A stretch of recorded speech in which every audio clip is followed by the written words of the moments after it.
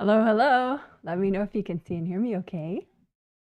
This is going to be a group energy healing where I heal 145 people in 12 different countries. And it's the second in a set of 3 group healings called the triplet set. So it's the March 2025 triplet set. And later this month, there'll be the twin set, a set of 2 healings. And the theme for this whole month is, originally I had called it age strength, including inner child healing, but I changed that because nobody knows what age strength is, and it's nice to make terms, but it's good that people understand what they are. So I renamed it to wisdom and vitality, because that's sort of the inner kernel of what I meant by age strength. So to kind of optimize your wisdom, your ability to access your own wisdom, and your ability to have physical body vitality as much as possible, but also like mental agility and, to feel good, uplifted psychologically. So basically, we're going to fix your whole life in this month. But that thing about like, you want to be old. If you you can't avoid your age getting up in years, but you want to be able to optimize everything. And if you're still what most people would consider young, then, ideally you want to be able to access as much wisdom as possible, because presumably you have maybe a lot of vitality. But anyway, it's a good combo, wisdom and vitality. So that's what we're doing. Today we will be doing inner child healing in the healing today. We didn't do it in the first healing 2 days ago, but we will today do inner child healing. But let me talk in detail about all the stuff that we're going to do today.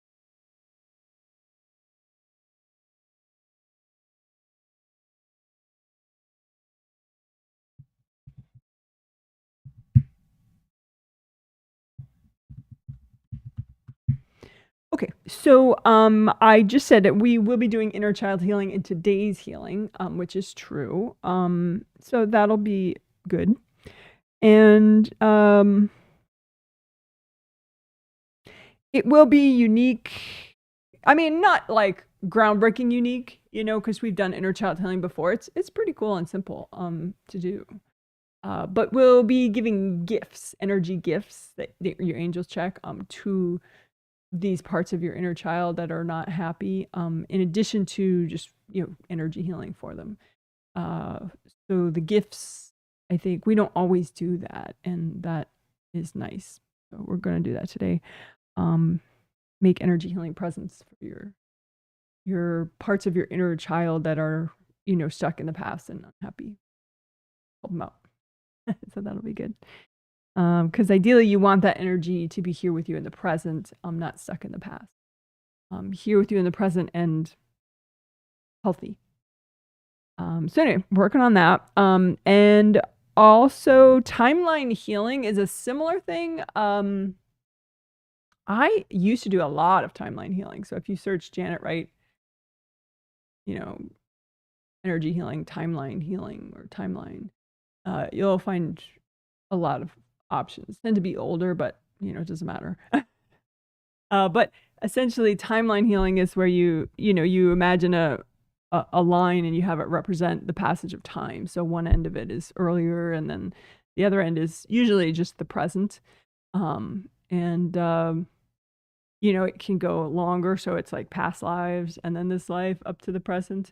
And so we're going to help your wisdom, vitality, and inner child stuff by doing that as well. We'll clear like old baggage that you have that sticks you in the past. But we'll also clear, we're going to do it like 2 ways. And we're also doing heal far off parts of you 2 ways. Usually we just heal the part of you that's stuck in the past, and help that part of you clear baggage. So you come in the present. But and when we heal far off parts of you, we heal those far off parts of you, presumably because they are stuck, and then they can come back and be happier. But the 2 ways idea is like, an example is like if like I looked at my timeline, and it's really interesting to do. I mean, all this stuff is so interesting. You can learn a lot about yourself in like just a couple minutes, really. But anyway, I was looking at, timeline for me, being like, okay, well, where, other than the present, what age in this lifetime is a lot of my energy parked in? And I was looking at that this morning. I noticed age of 20. And 20 was like in the middle of my college years. And I went away to college, far away from my birth family, which was glorious. I can't even say it without smiling.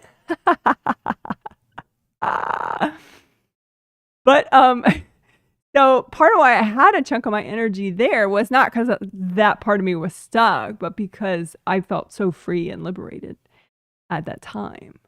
And so you can flip that around and go, okay, well, maybe part of me now is stuck. And so part of me is just going back to reminisce and enjoy the past, And so then you can kind of flip that and go, okay, well, how can I unblock in the present to get that part of me to want to be in the present? Because the more of you is in the present, the more capable and powerful you are, the more safe you are, you protect yourself better. It's like very beneficial, right? So you don't want significant parts of you. I mean, maybe for like a couple minutes reminiscing, that's cool. But if it's, been there for a bit, that it's a sign that something's up, typically, that you could fix, right? So for me, if I unblock more about like what makes me feel not free now, right? What is burdening me? What makes me feel like, so I don't have that feeling of like that I can do anything, that I felt when I was 20, and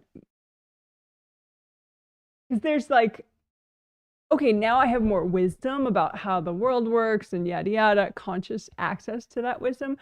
But sometimes we mistake wisdom for like being jaded and oppressed and like exhausted and downtrodden. So that's the part that we can work on clearing, because a lot of that's just energy blocks, and lack of flow, lack of, so that's workable. So that's the 2 ways. It's like, well, okay, in that case, I was having a ball at 20, going back, reminiscing, and just feeling that feeling of being liberated, right? So then I can clear more blocks that keep me from feeling liberated, and that my possibilities are endless here, so that, I can be more here. So I hope that makes sense. So that's timeline healing 2 ways. We'll do parts of you that are stuck in the past and, help heal those, but then we'll unblock you enough here so that you're not so tempted to hang out in different parts of the past. So, and we'll do that also with the far off parts of you. You can have parts of you that are like really tuned out, just gone, like maybe in past lives or just out on the astral somewhere, not coming back anytime soon, or not wanting to come back. And then, we heal those parts of you directly, but we'll also unblock you in the present in case there's something now that needs to be cleared so that you feel okay to come back. So that's the 2 ways. Anyway, and then non-resistance, of course, that's like one of the best things ever that you can have. It's like, that expression, like water off a duck's back. It's just like water just slides right off a duck's back. It's kind of like that. Like non-resistance just lets things not get under your skin, not like drive you nuts. So non-resistance is really key. I think, with political, I won't get into much political right now, so I won't bother changing the heading like I usually do. Political. But I think with non-resistance, it helps in all aspects of life. But with political situations, with a lot of conflict and invasiveness that's happening, non-resistance is very important. Because then it's much harder for people to put invasive messages in your space if you're not resisting. So that's a good thing. And if you missed it, we did do one of the most significant aspects of the first healing in the set was working, I called it dictator drama, and working essentially energy boundaries with, especially invasive, domineering political figures. And those techniques can be used for invasive, domineering, regular people in your life too. But as I explained in the first healing 2 days ago, the large political figures that are into that whole oppression stuff, they're using a lot more invasive energy than, your mom or your neighbor or whoever. So it's even more important. But anyway, so I think we had to do that to help take a lot of heat off people. I'm not sure that we're going to do much of that today, when the non-resistance is going to help along those lines. But at that time, we also unblocked a lot in the sinuses, and in front of the sinuses, and the biker shorts area in front of there. We will be doing, so that leads me to the TCM stuff we'll be doing today. TCM stands for Traditional Chinese Medicine. So we'll be doing several things. I don't want to spend a ton of time on it, but they'll be very cool today. We'll do, unblocking the first points, the last points, and then the worst points of each of the 12 regular meridians and the CV and GV meridians, just all at once. We'll unblock the first points and the last points, and the worst points meaning the ones that most need repair or unblocking. Both. So that's always cool. And then we did it 2 days ago in the first healing. Governing vessel meridian, we did GV 15 to 20. So that's GV meridian starts in the crotch, goes up the midline of the back, and then hooks around to end in the roof of the mouth. And so GV 20 is in the top of the head, which feels really good to repair and unblock. So if you have issues up here, obviously 7th chakra repair and unblocking is good, but also GV 20 is really helpful too. But then the base of skull points, the lowest one there for GV meridian is GV 15. So we'll just do GV 15 all the way to 20.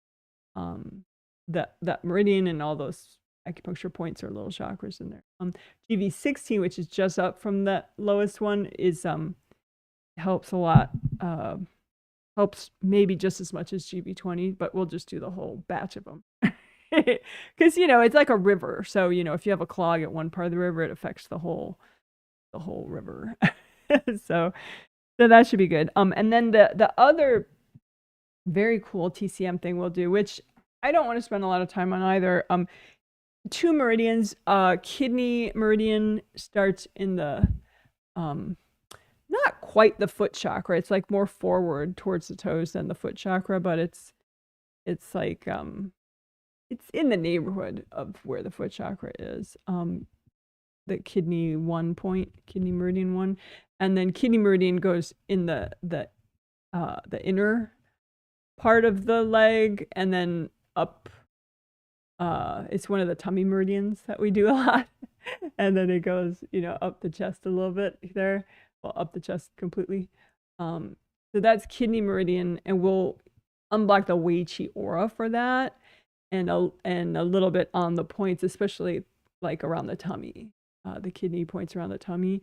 But we'll do the whole. I mean, my main focus will be this part of the kidney meridian, not so much down here. And unblocking the kidney meridian, w.c.auras aura.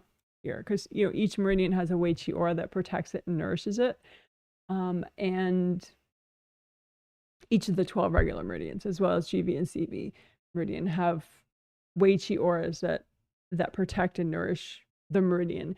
And so I was noticing that some of the people that said they had anxiousness or problems with sleep,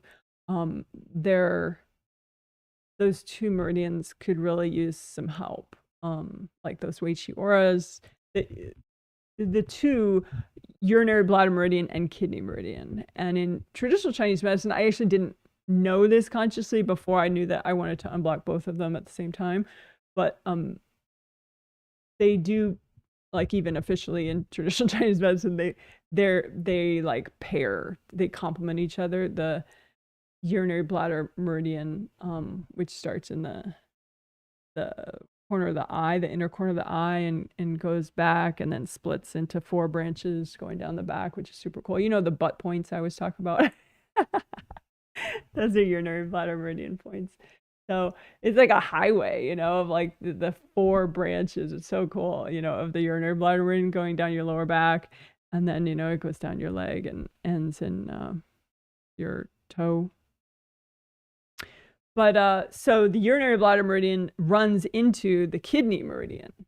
So it's like, it's cool. But anyway, I'm going to focus specifically on these urinary bladder meridian points in the torso and the urinary bladder meridian w.c. aura, the whole one, you know, that protects and nourishes the whole urinary bladder meridian. So it's like here and here. We often unblock, you know, in front and in back, but this time it's like I'm going to be really mindful that we're unblocking those 2 w.c. auras in particular, and those 2, you know, the parts of those 2 meridians that are in the torso. So the kidney meridian points in the front, and then the urinary bladder meridian points in the back. And that feels pretty good. So I'm hoping that other people will enjoy the effects of that too.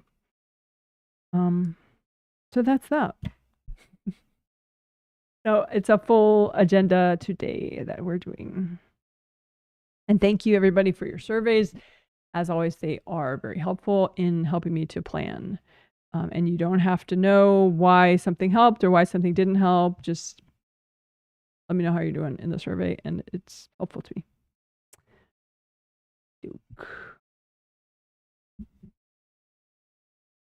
So I'm going to, I guess I'll do a sales note. Why not?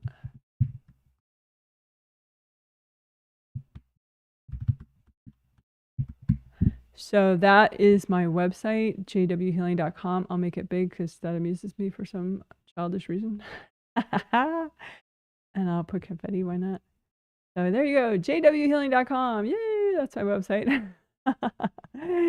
And there are healing sets for sale. The March twin set later this month, working on these same cool themes.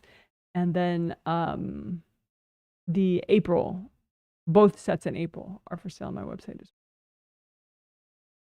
And in 7 days, on the 15th, the May sets will go on sale on my website, which is kind of blowing my mind that May is 2 months away. But it is what it is. Let's see what else. I think that's it for the sales stuff.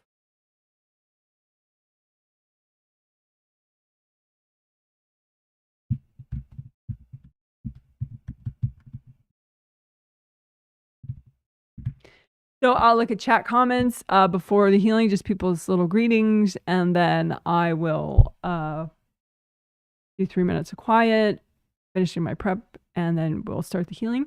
During the healing, except for the first minute of quiet, I talk out loud as I heal. So you could use that part of the live stream as a self-healing walkthrough and heal yourself. Listen, even if you're a newbie or even if you're very, very advanced. It'd be interesting and hopefully very helpful. All right. So looking at chat comments, someone says, yes, can see and hear you. Happy to be here. Thank you very much. You're welcome to be here too. Someone says, hi from Oak Brook, Illinois. It's a suburb of Chicago. 50 degrees Fahrenheit and sunny. I believe it is, if I recall. I used to live there. I used to live in Chicago for a long time. Long time. Decades. This is, hey Janet, can see and hear you from sunny San Francisco, 56 degrees Fahrenheit. Isn't that nice? So for people that are not on antiquated Fahrenheit, 56 degrees Fahrenheit would be approximately maybe 13 degrees Celsius, something like that. Hi Janet, hello to you. Someone says good afternoon from Southwest Michigan, 51 degrees Fahrenheit and sunny. Well, that sounds very nice for early March. This is, oh, then you're saying I dropped in for a sec, but missed a lot of Friday's live stream. Did you ever answer how to avoid creating new resistance blocks aside from clearing existing ones?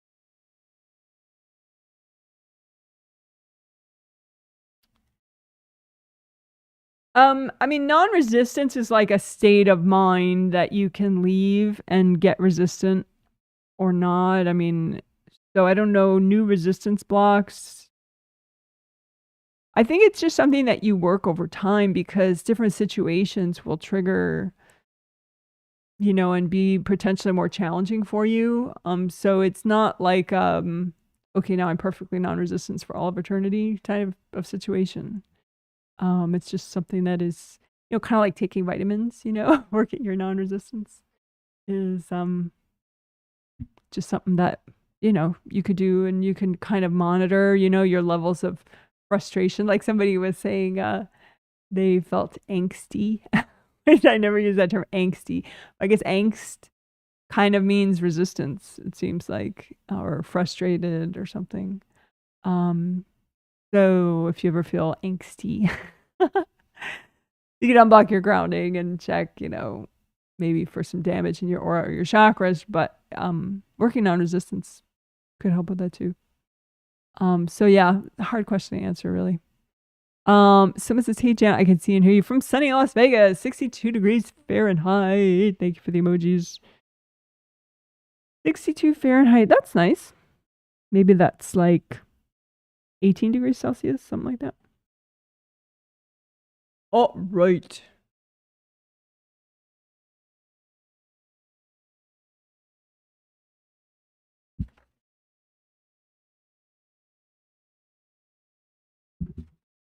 I put out my sheets so I can see everybody's names of the people I'm healing. And just to clarify for newbies that don't know, I don't heal everyone that watches live. I heal everyone that purchased the healing for sale on my when it was for sale on my website as a set of 3 healings.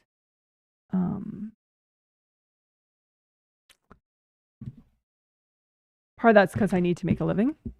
I can't pay my mortgage with energy healing. I mean, I do pay my mortgage with energy healing, but I can't just heal the bankers and have them pay my mortgage for me. I have to charge for the work I do.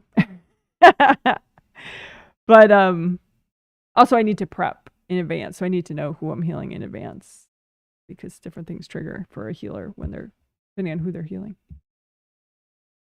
Ooh. TMI probably. But anyway. It says, yes, can see and hear you. I'm very pleased with the time change today. Oh, good. Yeah, the US did a time change. Canada did as well. I don't know what other, most countries did not do a time change this morning, but we did. I wish we would stop changing time, like maybe just keep it like now. But I think I will just have to not resist that. All right.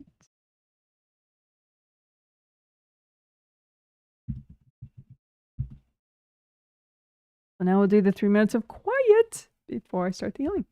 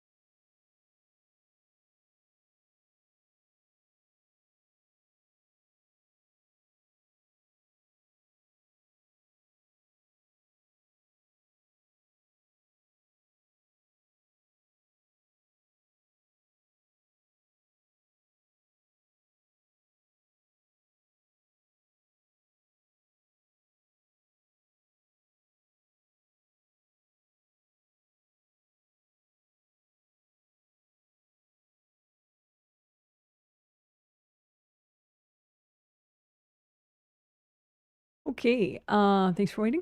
So you have a big hand chakra in the palm of each hand and fingertip chakra in each fingertip. Those chakras, all chakras generate energy, but those chakras in particular, you could set them to a metallic gold color like this glitter, just with your intention. And that would then mean that as they're generating energy, that energy is set to that color or that vibration of gold, metallic gold. And the point of that is it's fast moving enough to inspire repairing and unblocking and letting go, but not too fast as to be like ungrounding and overwhelming. So that's gold energy. And so you can generate more energy by unblocking those energy centers. So you can use one hand to unblock the other. Just kind of wash out the blocks and the mud and anybody's cording to your hand chakras or fingertip chakras, just wash them out with the gold light, melt the cords.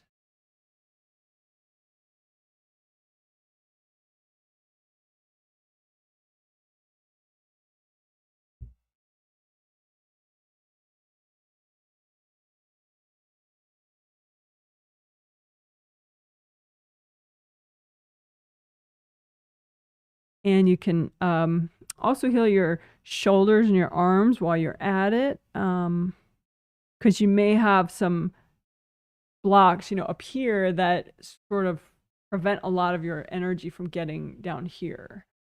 So you can unblock the whole route, shoulders, arms, elbows, wrists, fingers. And you can make a copy up front of you of that. I mean, you could do direct like this in that case, but to get like the back of your shoulders, making a copy out in front of you is nice.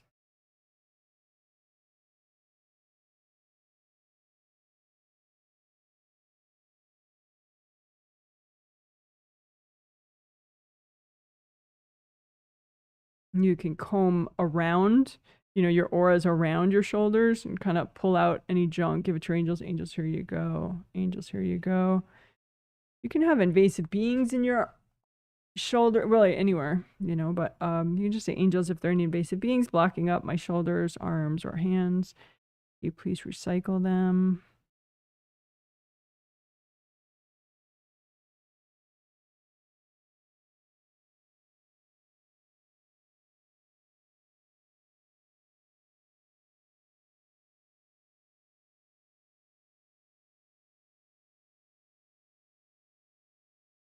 And again, you can comb through your shoulders and just kind of drag out whatever's not you. Give it to your angels. Angels, here you go. Comb through your shoulders, drag it out.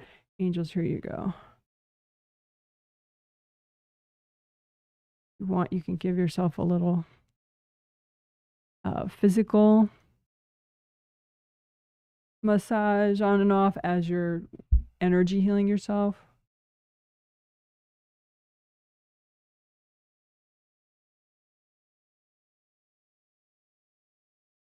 All right, good job. That was hand chakras, but also shoulders and arms, etc. I'm just changing the banner after the fact so that I can later, when I make the chapter titles for the video, tonight I'll be reminded to put that in the title.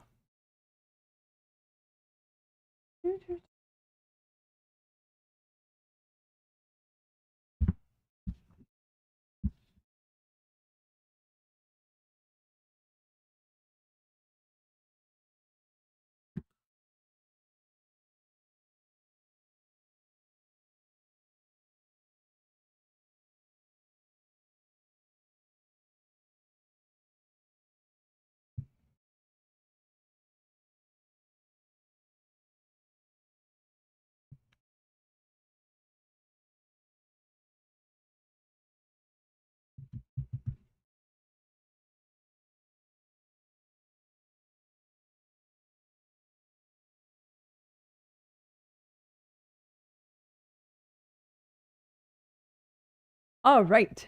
So we are going to work our grounding as we usually do, but we're also going to mix that in with working non-resistance because we can. Why not? Like a fun combo, right? Let's do it.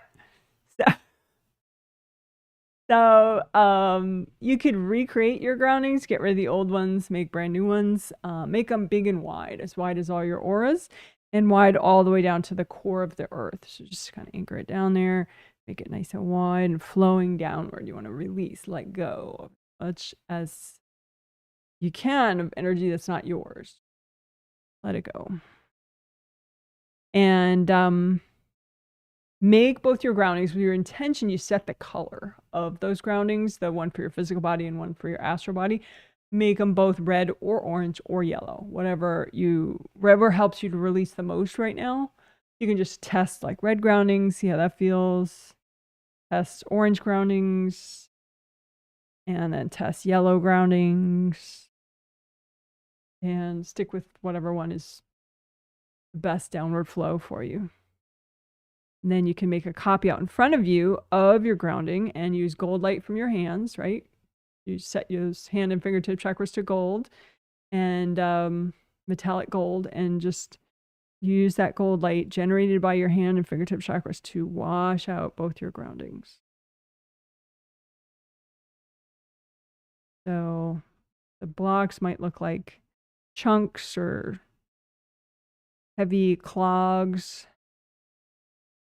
Anything that's not you and not flowing downward, just wash it out or melt it away with gold light from your hands. And indie grounding is where you check the outer surface of your grounding all the way down and melt away anything that's attached to your grounding. It's common for people to attach their grounding to other people's groundings if they're feeling insecure or they're getting invasive with somebody, and it's not going to help you. Your grounding works less well if you have someone else sending their junk through it too. It's better if they have their own grounding. Even if you have like a 3-year-old child, they're much more well adjusted and less crazy if they have their own grounding that goes all straight down and you have your own grounding. So just use gold light and melt away any attachments going into your grounding. Melt any hard objects sticking out of your grounding. On a very strong downward flow. Find the clogs and melt them away. All right, good job. So non-resistance, is like go with the flow, right? It doesn't mean that you're passive. It just means that you don't like spin your wheels. We were talking about spinning wheels baggage 2 days ago. This is like that. It's like, so just put out in front of you whatever baggage makes you resist.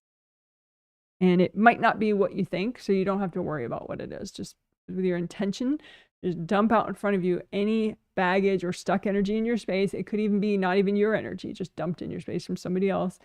But any energy that causes you to be in resistance. And just ask your angels, because you want to make sure that you're not clearing too much at one time. You want to clear what's healthy and gentle to do right now. So say, angels, can you check this pile and see, is this healthy and gentle to clear this much right now?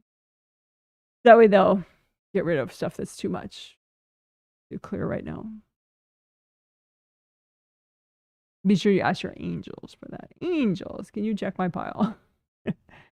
Okay, so then your angels check the pile. They work fast. So anything that's still in that pile is healthy and gentle to clear right now. So you could blow it all up in like colorful fireworks if you want, or just melt it with gold light.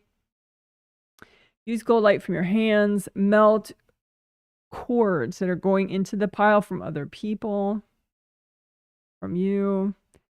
Wash everybody's energy out of the pile. You could say, angels, if there are any invasive beings connected to this baggage, can you please recycle them?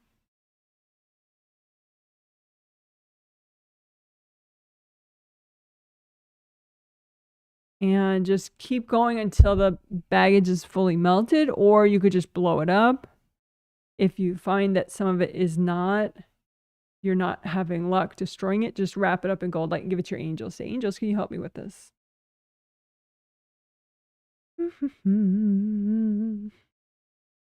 Okay. So let's do that one more time. Make a big pile out in front of you of any baggage that you have in your space, any junk in your space that causes you to be in resistance, like you're gritting your teeth kind of thing, or, you know, even subconsciously, right? So any of that. Say, angels, can you check my pile? Make sure it's healthy and gentle to clear right now. Deep breath. And then wash everybody out of the pile, melt cords going into the pile. Angels, if there's any invasive beings hooked into this junk, can you please recycle them? That way there's no drama as you're clearing. So then now you can finish melting the pile or blow it all up. And if there's any leftover, just wrap it up in gold light and hand it to your angels. Angels, can you help me with this?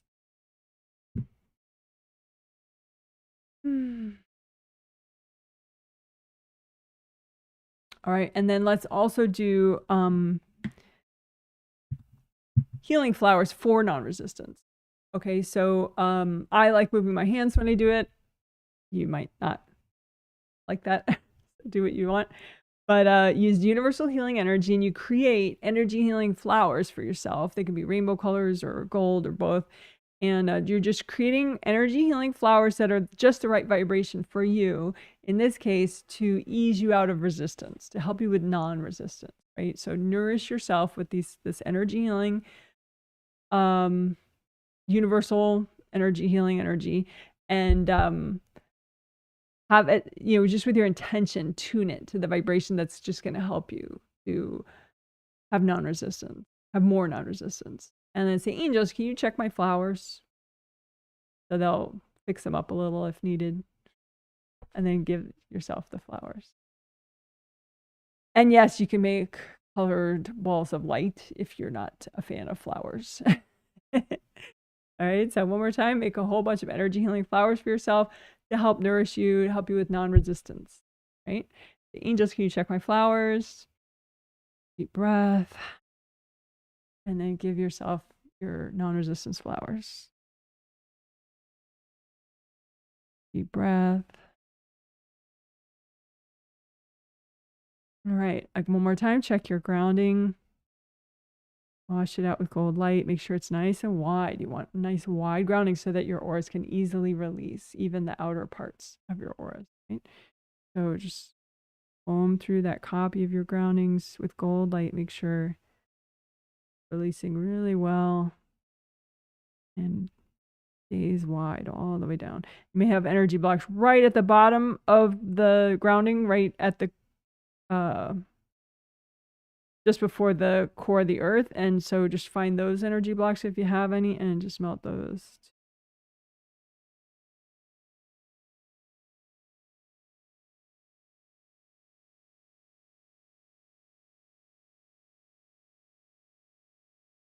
All right, good job. So that was reading and unblocking your grounding, and also working non-resistance by clearing blocks and also nourishing with energy healing flowers. Woohoo! Good job, good job. Yay! You're amazing. All right.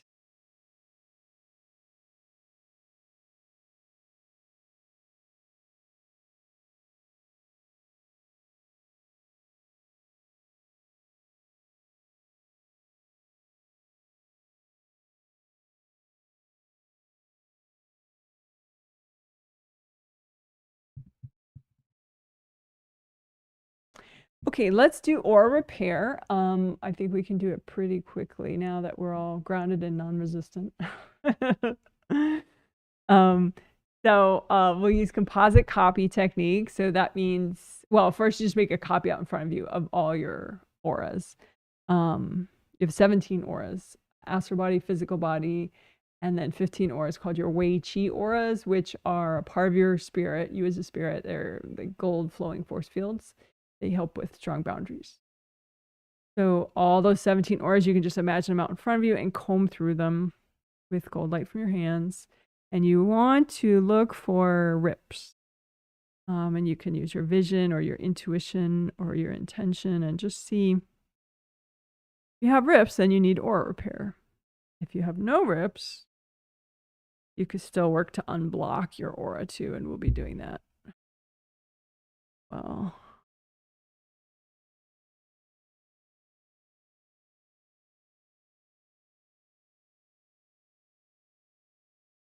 all right, so now for the composite copy technique, because you could repair your auras just by combing through and washing out the rip, and then, you know, using even more gold light so it grows back. But in case you have a lot of rips in a lot of different auras, we'll just use composite copy technique and repair them all at once. So you make an image of a rip and you say with your intention, okay, well, this, I'm going to have this represent all the rips in my 17 auras. And then as I repair this rip, I'll be repairing all those rips, right? So make your composite copy and clean it out with gold light and sticky gold wax. So sticky gold wax, with your intention, it's gold light that sticks to everything that's not you and it forms a lump. So then it's easier to get rid of all that junk. Angels, here you go. So sticky gold wax, have it stick to everything that's not you in this composite copy rip. Lift all that out as a big chunk. Angels, here you go. So all that, what is that? Hard objects, invasive beings, invasive people. So just again, sticky gold wax, fill it up, get rid of the junk. Angels, here you go. So now the rip should be pretty cleaned out. So the gold light will be more effective in repairing the rips.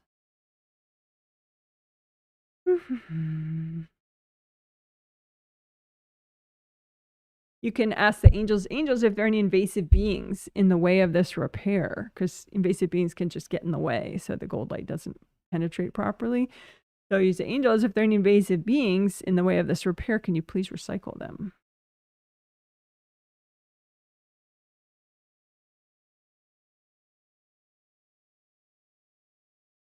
All right, so that worked to repair maybe all of your rips, but maybe a few left over you have that are still damaged. So make another composite copy and just say, okay, well, this represents any leftover rips that I still have. And then go ahead and do the same thing. You know, sticky gold wax, clean it out. Angels, here you go. Sticky gold wax for the junk as a lump. Angels, here you go. Use gold light. Make sure you get the hard objects. Maybe you left a couple hard objects in. Angels, here you go. Angels, here you go. Angels, here you go. Hard objects, you know, they could look like spears that somebody threw. And that's part of why the rips were there in the first place. So make sure you get them. Angels, here you go. Angels, here you go. You say, angels, if there are any invasive beings in the way of this repair, can you please recycle them?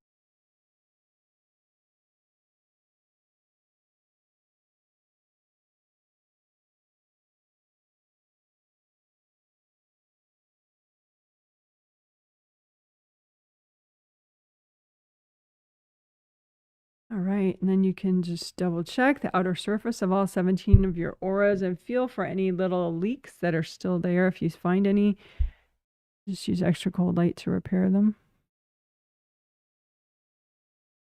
You don't want to be leaking energy because that attracts invasive beings and invasive people, and it's just exhausting.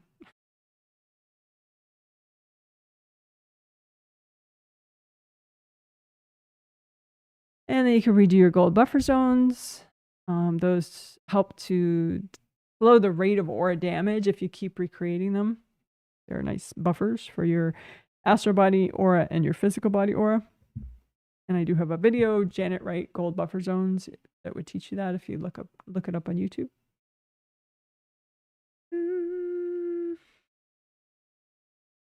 Gold mesh spheres of your Wei Chi auras.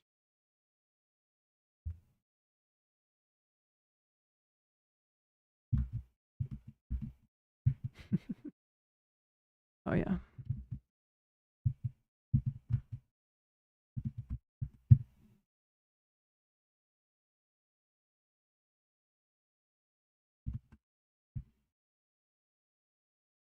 Okay, so this is the part with where we feel the gold mesh spheres, repair them if needed.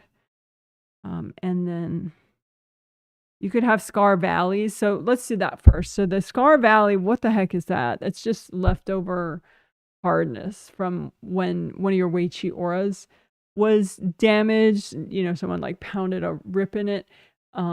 It compresses the aura around that rip. So if you heal the rip in your wei-qi auras, sometimes there's still like residue of hardness around it, which, you know, you could think of as scarring. So it's like a valley of scarring around where the rip used to be. And if you don't melt those,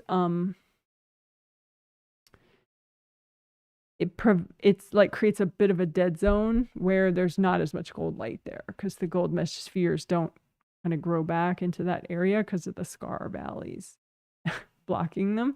And so then your aura is weaker there. So you can go ahead and make a composite copy of all your scar valleys in all your wei-qi auras. Just make it look like one scar valley, and then melt with gold light. You know, have it represent all the scar valleys in all your wei-qi auras.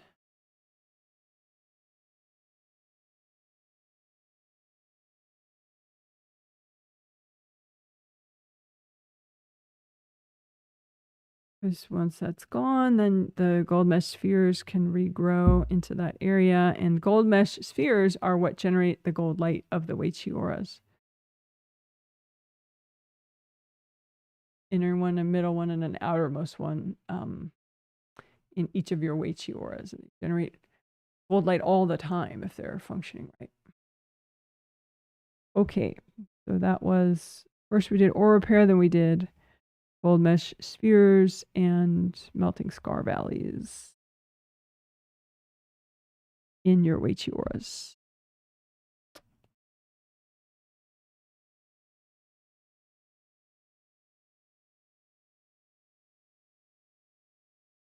Good job.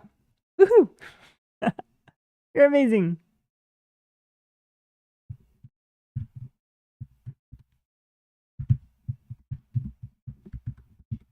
Okay, so creative rings are up here, 1, 2, 3. And they are a part of your spirit.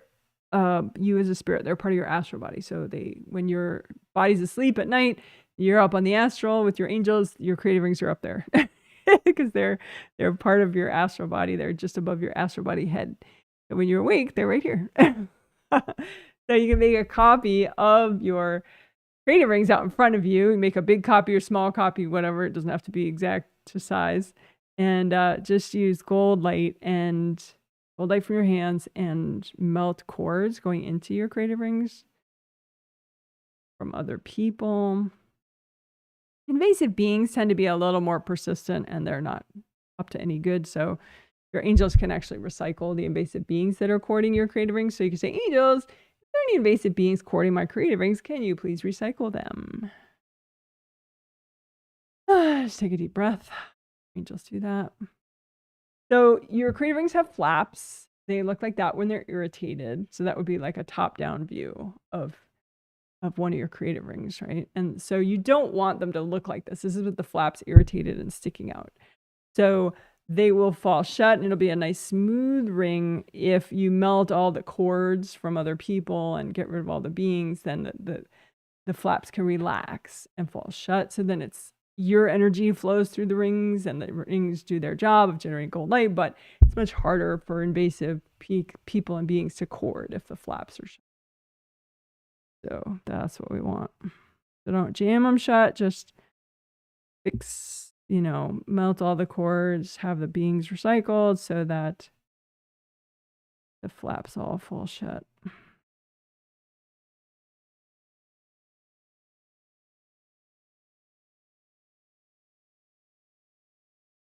Also, unblocking your auras around and above your creative rings helps a lot too. Because invasive people and invasive beings, they cord the energy blocks, and that allows them to kind of hop from the block deeper into your space. So if you get rid of blocks, then your creative rings have less pressure from invasive energy.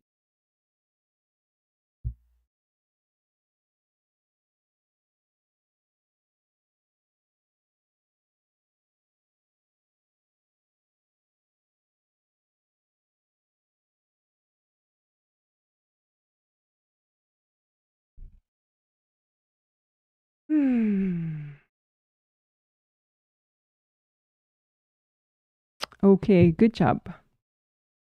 Good job, good job.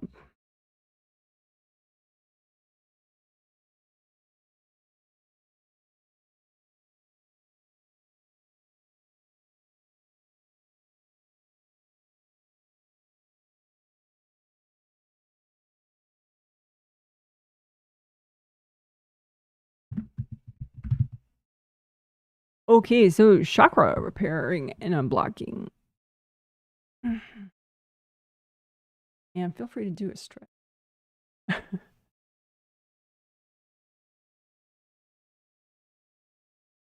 Okay, so this is the basic chakra shape. It's like an open cylinder.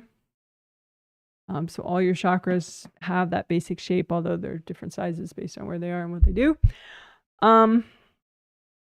So we can repair and unblock all your major and minor chakras at the same time of your body and your spirit. You just make one image of a chakra and have it represent with your intention. You say, okay, well, this represents all my chakras, my major ones, my minor ones, including all the acupuncture points, which is cool, including the major chakras along your spine, 7 physical, 7 astral, et cetera, et cetera. So go ahead, use gold light to melt cords going into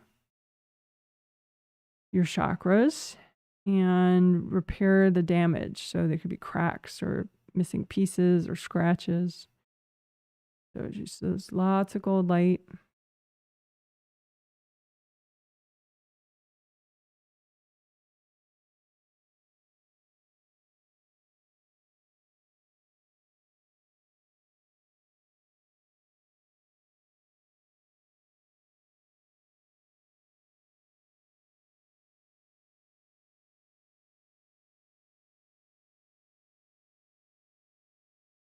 You can say, angels, if there are any invasive beings messing with my chakras, can you please recycle them?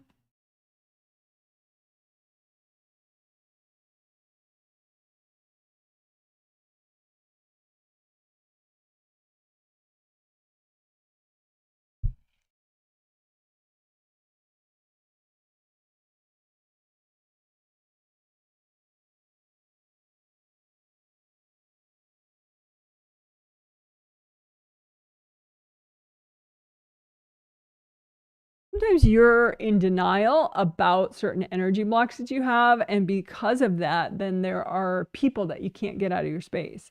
Because the people are according to the baggage that you're pretending is not there. Right? So as we are repairing and unblocking all chakras, this is a good opportunity to clear baggage that you're in denial about. And again, that will help you to have a greater level of boundaries with people that you feel like it's hard to get out of your space, right? So as you have this copy of all your chakras out in front of you, the copy that represents all chakras, lift out the baggage that's healthy and gentle to get rid of that you're in total denial about. Like you really don't know it's there. Doesn't mean you're evil. Just, you don't know. You kind of blocked it from your awareness, right? So lift out that baggage, the baggage you're in denial about that's in your chakras. And just, you can melt it away. You can use gold light. You can blow it up, or you can give it to your angels and say, angels, can you help me with this? Okay, so let's do that again. Again, that helps you to have a greater level of boundaries with people that you think maybe you don't have great boundaries with, right? So lift out the baggage that you're in denial about and just melt it away with gold light.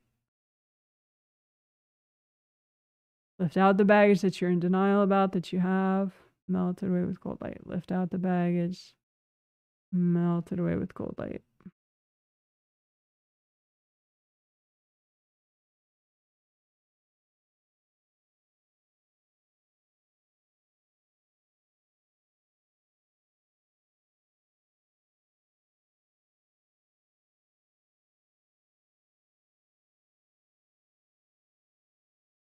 Because you might have an expectation that people should be clean with you and people shouldn't be invasive with you, but that might not be a realistic expectation. You know, because there are people that can even, they're very well intentioned and they just you know, they're going through something, or say like it's a, you know, a teacher student dynamic, or a therapist client dynamic, or a business person and business client dynamic. And for some reason, it just triggers some of their dad issues or their mom issues or whatever, right? And so you can't just only have business clients or students that have no mom or dad issues, right? Right? So it's kind of in your best interest to just keep clearing more of your baggage, so that even though these people have mommy issues or have daddy issues, you are you're able to have your boundaries with these people and work with them, right? So so again, lift out any baggage that's causing you boundary issues with the people in your life, whether it's personal people or business people, right? Lift out the baggage that you have that's causing your end of boundary issues with people, right? Because then that way you don't have to have a big purity test about, you know, who you can work with or who you can't work with or who you can talk to in a day, because you'll have much stronger boundaries, right? So lift out your baggage that is causing you to have boundary issues with people in your life and melt it away, especially the baggage that you're in denial about, because that's the stuff that's probably creating a big issue, right? So lift out baggage that's healthy and gentle to clear, but you're totally in denial about. And melt it away or blow it up or give it to the angels. Lift out the baggage that you have that you're completely in denial about and melt it away.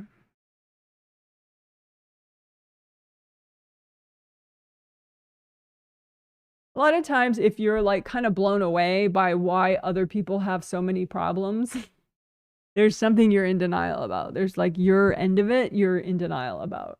And that's why it seems so weird that like everybody has this issue. So don't worry about what your issue is that you're in denial about. You can just clear it easily, right? So just, you have your copy of your chakras, lift out your baggage that is causing you to have boundary issues with people, blow it up. Lift out your baggage that's causing you to have boundary issues, melt it away.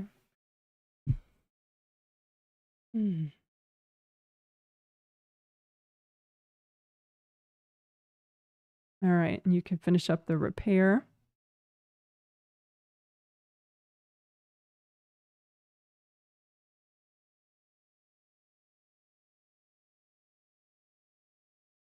All right, good job. So that was chakra repair and unblocking, but we also did a lot on boundary issues and denial.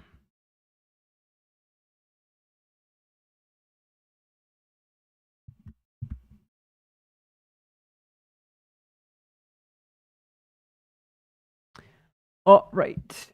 Good job, good job.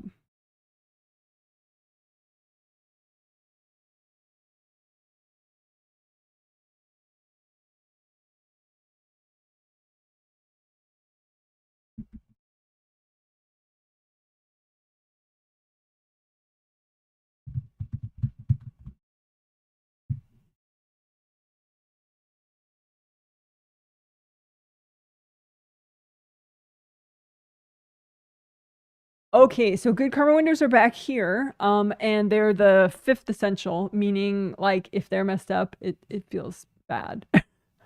Like it's an important thing to know about and check, just like the other 4 things we already did, which was grounding, aura repair, creative ring repair, chakra repair.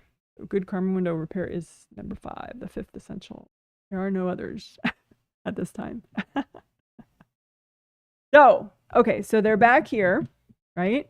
They're behind the base of your skull, behind your neck, and they're in your astral body aura. So your astral body aura has 7 layers, and so you have 7 windows: 1, 2, 3, 4, 5, 6, 7. And they look like triple frame windows. So that's like 3 concentric squares. So that would be an extra large version of what a good karma window would look like. And then it would have like a red flowy part in the middle here, the window part. You know, that's the window frame part, and then the window part. And each one is a different color based on what color your energy is in that aura layer. So just imagine them all out in front of you and repair them and unblock them. You want to use your intuition and double check each one. Make sure that, you know, only your energy and like good karma from the universe and a little bit of gentle energy from the moon and the stars gets through, but nothing else. No invasive beings, no invasive people, no hard objects.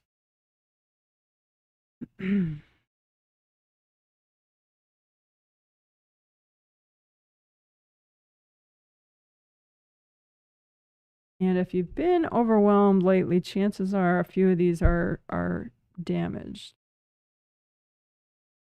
So the seventh one, the outermost one, is probably the most important for boundaries. Just because it's like the first line of defense, you know, the outer layer of your aura.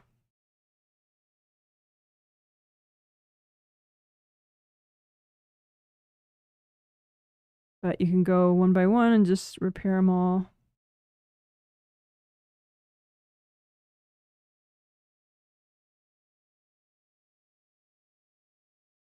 And you might have energy that's already worked its way in before you repaired. So you might have to yank that out yourself.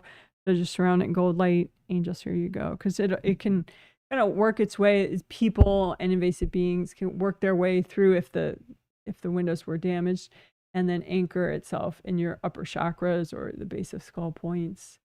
So you just imagine all that like stuff that's not you and wrap it in gold light and give it to your angels. Angels, here you go. So angels, here you go. Angels, here you go. You can do a little massage on your base of skull. You can even make a red grounding that goes from the core of the earth up to the base of your skull, just to help you dump out energy that's not yours from the base of skull area down to the core of the earth.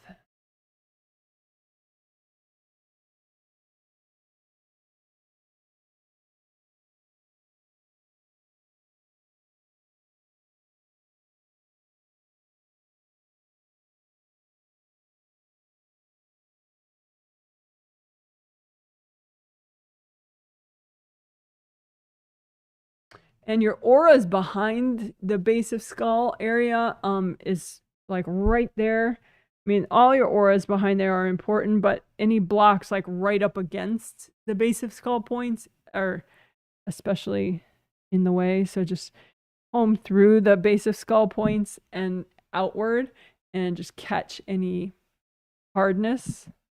And once you find a whole bunch of hardness, just say, angels, can you recycle any invasive beings stuck in this junk? And then melt cords from people out of these energy blocks and melt your own energy out of these energy blocks so that they can destroy.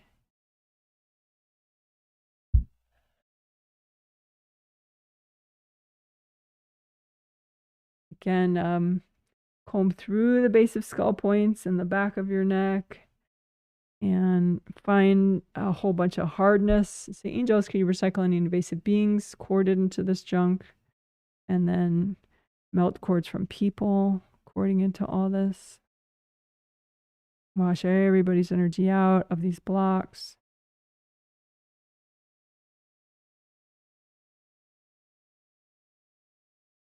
And if they're still not destroyed, you could blow them up at that point. Or just wrap them in gold light and hand them to your angels. Angels, can you help me with this?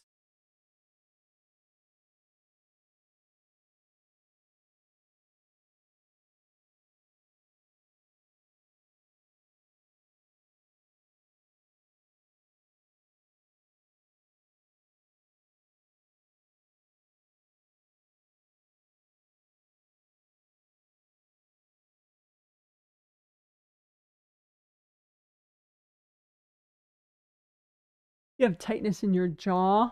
Sometimes, you know, you need like an acupuncturist or something to fix it, you know, because it's just too deep in there. But you can have invasive energy that comes in from top down or front or back here that can anchor in there and just lock up the muscles. So you can kind of comb around your jaw area, from in front, from above, and from behind, and just see if you can kind of feel any kind of it can feel like sort of like fabric or like a rope that's tight there as opposed to just flowy air, you know. And so if you get anything like that, just wrap everything in gold light, give it to your angels. Angels, here you go. Angels, here you. So again, this is a little bit, I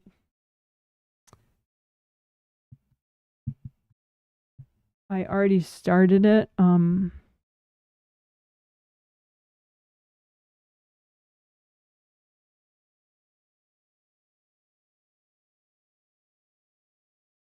I already started it, but anyway, so your jaw, imagine your jaw muscles and the bone there, and how it connects into your skull back here, and just comb through your auras above your head and in front of your head and behind your head, and just see if you have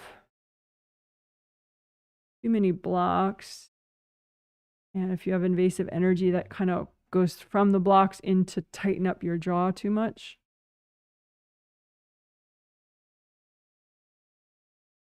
You can say angels if there are any invasive beings messing with my jaw or hooking into my jaw muscles, skull.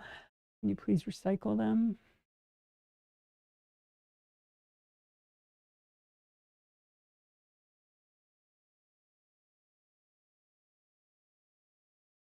You just comb through all your 17 auras looking for, you know, start around your jaw, you know, the whole area there.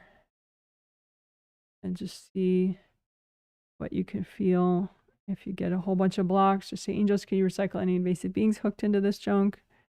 And then just keep using gold light, melt everybody out, all the cords, and melt the blocks.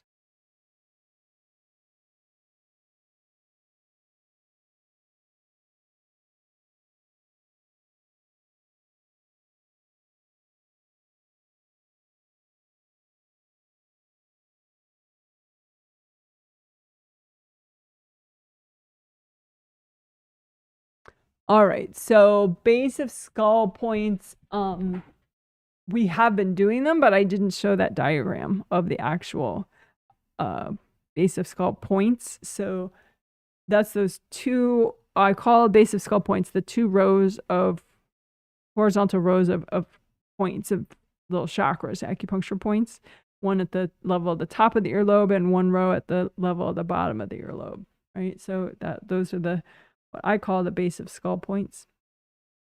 So each of those points is a chakra, right? And they're oriented this way because that's how the meridian is going right there. The meridian was going this way, they'd be oriented this way because they fit in the chakra and they keep energy flowing. I mean, they fit in the meridian because they keep the energy flowing within the meridian. That's the job of these acupuncture points, right? To generate new energy, but also keep energy flowing within the meridian. So just the points that these little chakras, they can get really tight and compressed, just like your big chakras, but probably even more easily than your big chakras.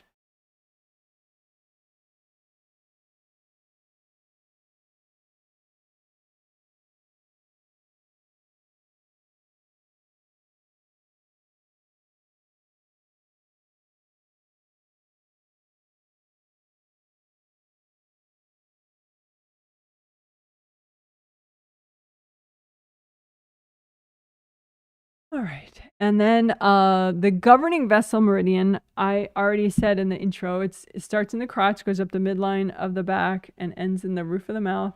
And so it's like a big straight line, then a hook around like a candy cane sort of. And you can imagine like a red flowy tube. Well, that's the ideal, but it might be blackened or might have like silver or white invasive energy in it. So you just heal the whole thing a little bit. And you want to, like GV1 in your crotch, you want to make sure all the first points we're going to be doing. We'll do it right after this. All the first points.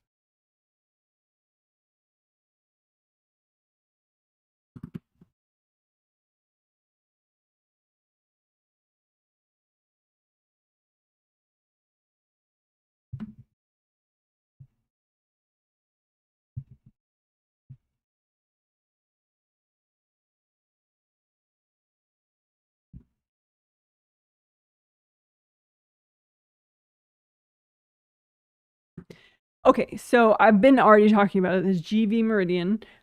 So let's just keep healing it and unblocking it. You want it to be like a red flowy tube, the whole meridian as it goes up your back, around the top of your head, and through your forehead down to the roof of your mouth.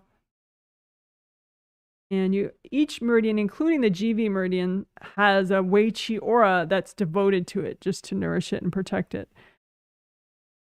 So you can imagine the GV meridian w.c.. aura should be like a nice, gorgeous, glowy force field of gold light, but it might be clogged or ripped or whatever. Probably not ripped because we just did aura repair on all of them, but you could still have like a giant energy block that's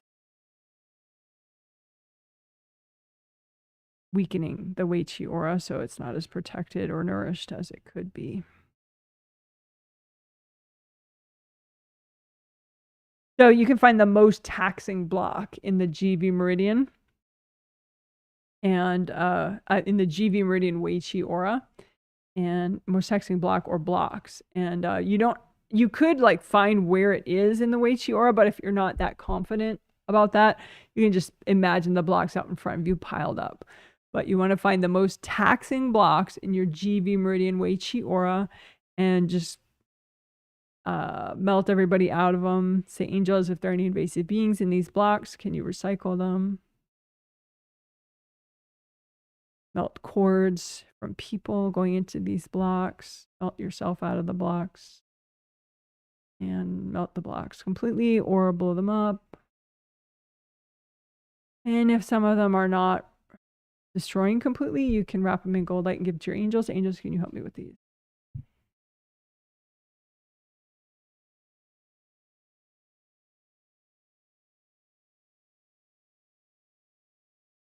Couple deep breaths. So GV 15 to 20 in particular. So now we'll do the actual 15 to 20 part. So GV 15 to 20. So that's like, those base of skull points, the bottom row of those points at the level of the bottom of the ear. If you look at that row of horizontal line of points right there, when it the middle meridian there, the one that goes up the midline, that's GV meridian, governing vessel, right? And it has 2 points clustered together, and then it has one at the upper row of horizontal points, right? So there's 2 close together, and then there's 1, right? And it's going up. So the 2 close together, that's 15 and 16. And then 17, 18, 19, 20 is the top, at the top. So GV 20 is at the top. GV 15 is at the bottom of the base of skull points right there. So you can go ahead and unblock all of them, repair and unblock all of them, melt everybody out, let these little chakras expand as much as they need to. Get like a nice red flowy tube, your energy and your body's energy. And you definitely don't want anyone else in this meridian, or especially in this part of this meridian. So take your time, wash everybody out. You can use like gold sandstorm. Remember we did that where it's like gold, spinning bits of gold light, and it scours out anything that's not you.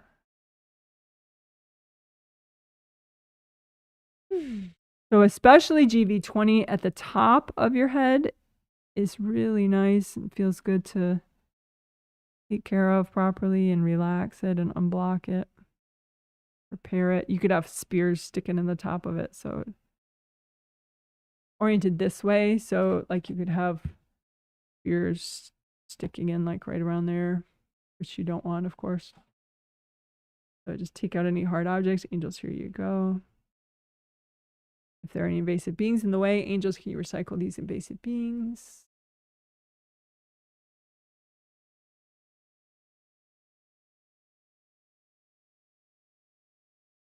So, and GV16, that's, those 2 GV points that are clustered together at the base of skull. It's the upper of the 2 that are clustered together. That's GV16. So just let that expand as much as it needs to. Don't let it be like crushed or constrained in any way.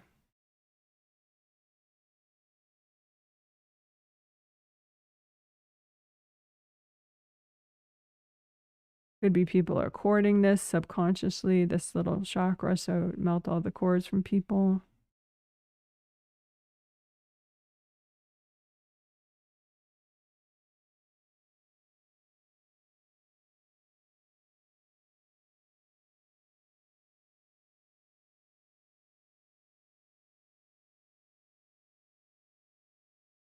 All right, good job. Woohoo.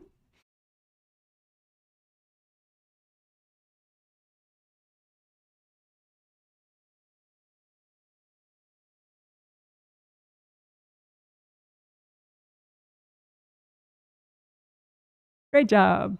Woohoo. So let's do, maybe this will be a comforting backdrop for inner child healing.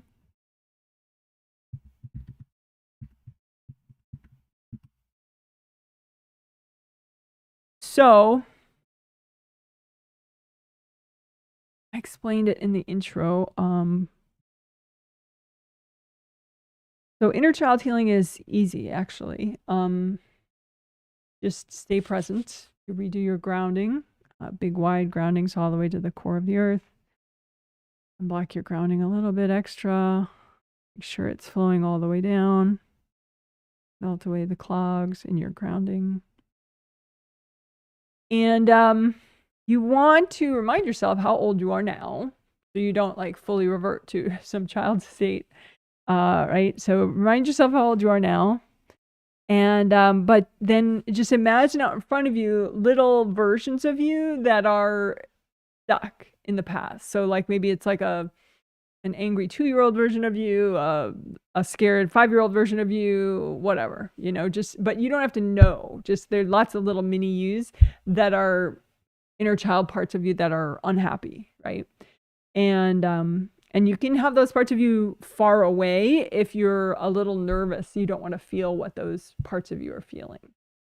That's fine too. You don't have to feel these things in order to heal these parts of you.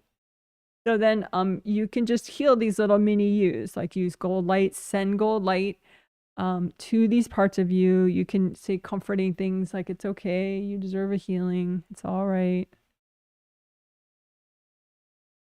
And you could do like a tricolor soak with these parts of you, like earth energy soak. So bring up red earth energy, soak these parts of you, bring up orange earth energy, soak these parts of you, bring up yellow earth energy, and soak these parts of you. Gold light, you'll wash everybody else's energy out of these parts of you.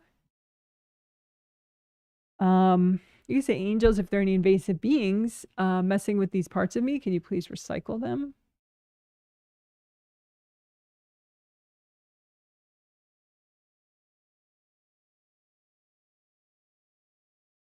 It's using gold light from your hands to just wash through these parts of you. And let's make gifts or presents for these parts of you, right? So you could do that all at once. Just make energy healing presents, and you don't really have to think about what they are, just make them, you know, but you make them out of universal healing energy. So they'd be gold light or rainbow colors. And you can have the gift look however you want. You know, maybe, you know, an inner child part of you wants a toy car or a doll or whatever, or just a bunch of energy healing flowers. You don't really have to think about it. But just make a whole bunch of presents that you think would be healing and restorative for these little inner child parts of you. And then say, angels, can you check my presents and adjust them if needed? And then you want to give these presents to these stuck inner child parts of you, but don't like stick them in their auras. Put them like just in front of their auras, so they don't feel like they have to accept them, right? So just lay out the presents for these inner child parts of you.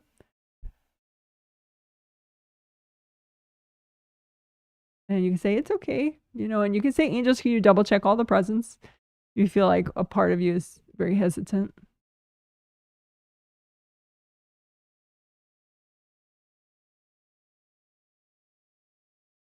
So probably a bunch of your, maybe all of them, or maybe all but one, you know, of those inner child parts of you have now healed. And so then you get the energy back. That part of you is no longer stuck in an unhappy child state. It's now with you in the present and not feeling so bad anymore, right? But there may be one or two parts still, you know, visible as stuck inner child parts of you. So you say, angels, can you help me finish up healing these parts of me?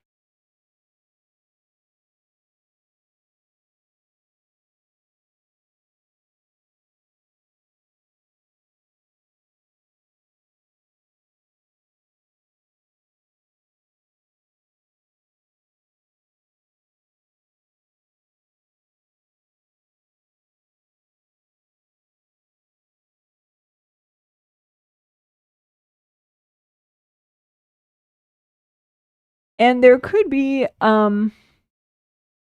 something about you now that is making it harder for those inner child parts of you to be happy now. Like maybe you have a lot of repressed anger, and that's kind of fighting against these little more innocent child parts of you. So you can put out in front of you any baggage that you have that's making your life less, making it harder for you to have innocence and wonder and playfulness in your, you know, everyday life. So just put out any baggage. You don't have to worry about what it is. Maybe it's stuff from other people, but any baggage in your space that is in the way of your wonder, playfulness, you know, innocence, all that good stuff. And just make it, you know, you can bring a red earth energy grounding around it and you soak it in red earth energy, gold light, melt cords going into all this baggage. You can say, angels, if there's any invasive beings hooked into this baggage, can you recycle them? Just melt everybody out of this baggage that's making it harder for your inner child parts to be happy.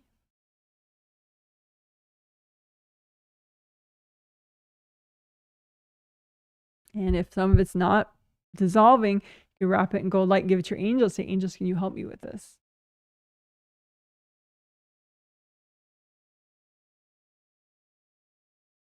So then we can do flower healing for you. Oh, we could just make presents, right? Your presents can look like flowers if you want, but they can look like something different. But again, with that idea of supporting your sense of wonder, your sense of innocence, your sense of adventure, your sense of, you know, enthusiasm, that sometimes is associated with childhood, although maybe you didn't have it this time around in your childhood, but it's associated with sort of a more youthful, inspired aspect of you, right? So we want that, right? No matter what age you are, it's good to have a sense of wonder and a sense of, you know, a healthy, balanced sense of wonder and adventure and playfulness and spontaneity and that kind of thing, right? Innocence. So go ahead and make yourself, we'll call them wonder presents, right? So you have a nice sense of wonder. So make a whole bunch of energy healing flowers or energy healing presents for yourself, so that you have a nice sense of wonder and adventure and spontaneity and playfulness, right? As many presents as you could possibly ever need or want to help you with that. The angels, can you check my presents?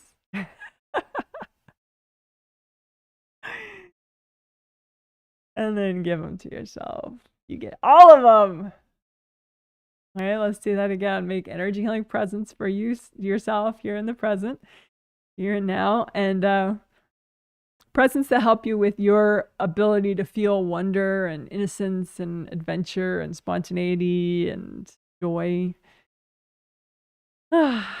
Many presents as you could possibly need, and then some extras even beyond that. There's the angels, can you double check my presents?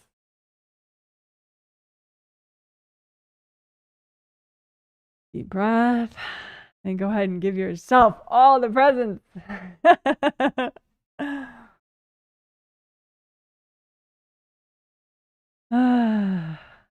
Good job, good job, good job. So let's do some butterflies to celebrate that. Woohoo!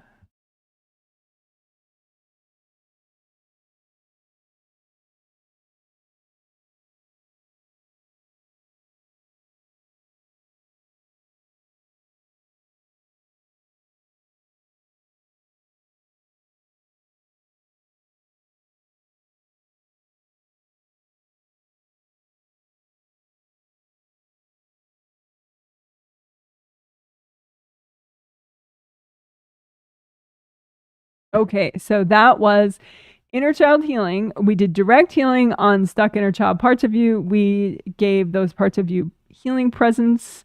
Your angels finished up healing those parts of you. And then we cleared blocks that you might have now that get in the way of, wonder, innocence, spontaneity, adventure. And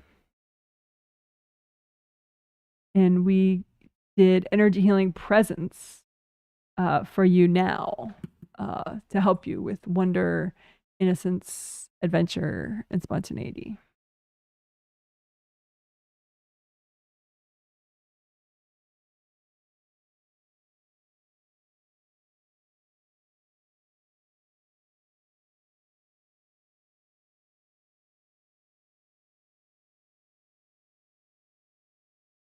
And playfulness. It's a mouthful.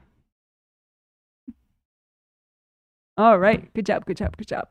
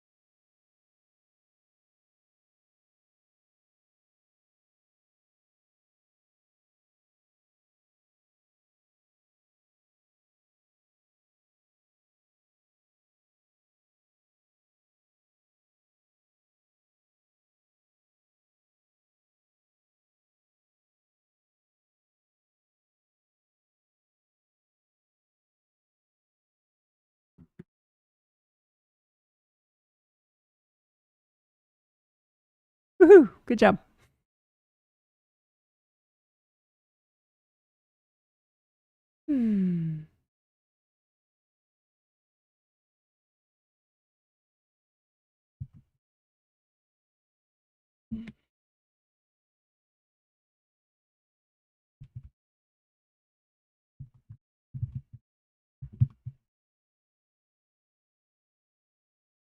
Okay, so I had said we're going to do repair and unblock your first, last, and worst points for all your traditional Chinese medicine meridians. So let's do that.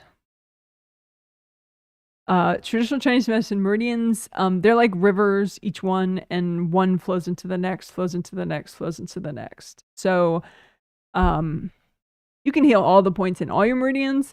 But if you have to like pick maybe the most significant ones, this would be how I would do it, is the first point in that river and the last point in that river before it goes to the next meridian, right? So the first point, the last point, and then the worst points just represents whichever ones in that meridian are the most damaged or the most blocked. So we're gonna repair and unblock like that. So it's just a way to give an extra boost to all your meridians. What we're gonna do right now, we've already done, repairing and unblocking all chakras, which does include all these chakras. But this is just a little bit extra awesomeness for you. So this is the basic chakra shape, same shape for chakras along your spine or little chakras that are acupuncture points. So you can just imagine a composite copy representing your first points, the first acupuncture point in each meridian of your physical body. And just so like that, and just kind of unblock. So if it starts like this, then the blocks might accumulate right on this end. You can have blocks here too, but they're going to probably be most right here, right as it's flowing in. So you can use a lot of gold light and melt all the blocks right there. You can say, angels, if there are any invasive beings messing with these chakras, can you recycle them?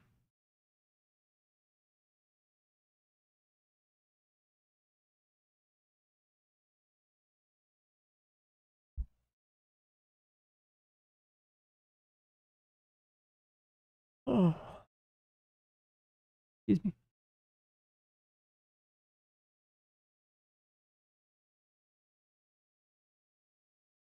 You can have things sort of bound around, like wound around the chakra to kind of compress it. So you can melt any of that junk or lift it off, blow it up, or melt it. Lift it off, blow it up, or melt it. So these are the first points of all your meridians. So let's do the same thing for your worst points.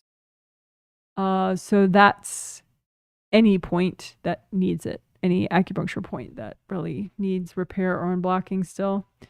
Just imagine those all as one composite copy chakra and go ahead and repair and unblock, melt cords. Say, angels, if there are any invasive beings messing with these chakras, can you recycle them? If there's like one or two people in particular that you notice in these worst chakras, wash them out, but try not to get stuck in like that you're handing responsibility for your wellness to them. It's not their job to get out of your chakras. It's your job to strengthen and protect your chakras so that it's not an issue. You know, not to victim blame, but it's like you can disempower yourself by overly focusing on who's in your and not just getting them out. So worst chakras, just if you notice one or two people that are more noticeably in there, just wash them out. You can surround them in gold light and gently give them to your angels. Angels, here you go. Angels, here you go. You don't want to punish anybody, like torture them, you know, as you get rid of them, because that's, even though they're in your space, that's still bad karma. So just surround them in a bubble of gold light and hand them to your angels. Angels, here you go. Bubble of gold light. Angels, here you go.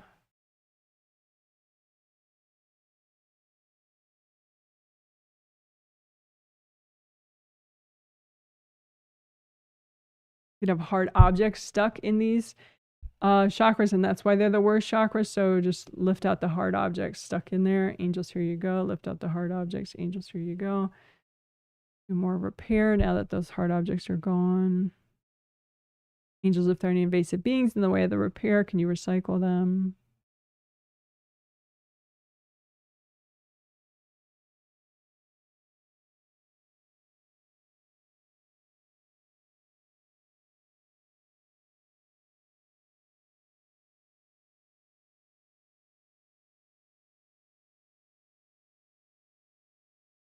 Remove hard objects. Angels, recycle beings, please. Do your repair.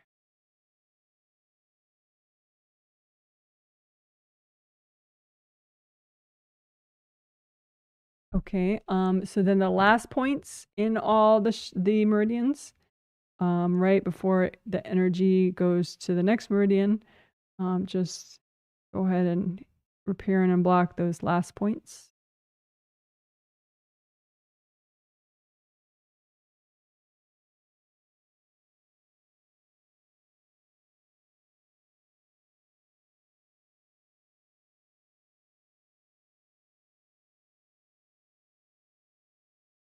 You can think about non-resistance, just deep breath.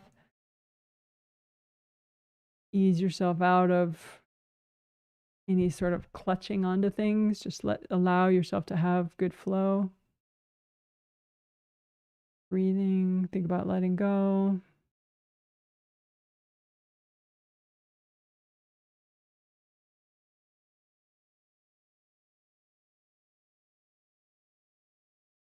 All right, good job. So that was working your acupuncture points with your chakras, particularly the first point in a meridian, the last point, and the worst point.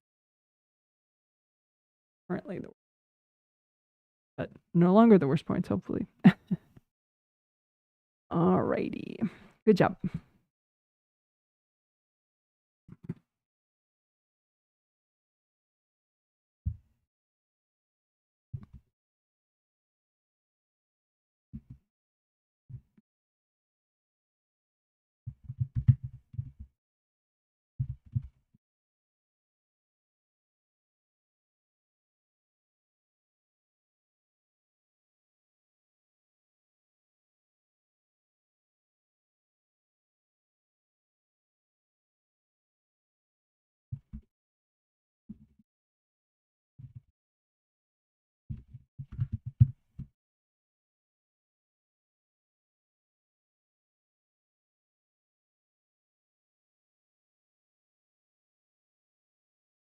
Okay.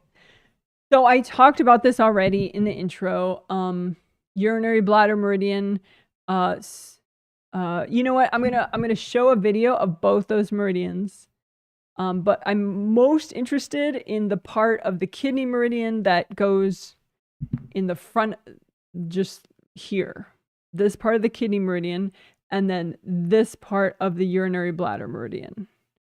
So front of torso, back of torso. This one's going downward, this one's going upward, but you know, doesn't so much matter if you're just repairing and unblocking, because the meridian knows what direction the flow should go. But anyway, we're going to unblock these at the same time. You know, sometimes just that one, sometimes just that one, but a lot of times we'll comb outward in both at once. You know, so like unblocking both at the same time.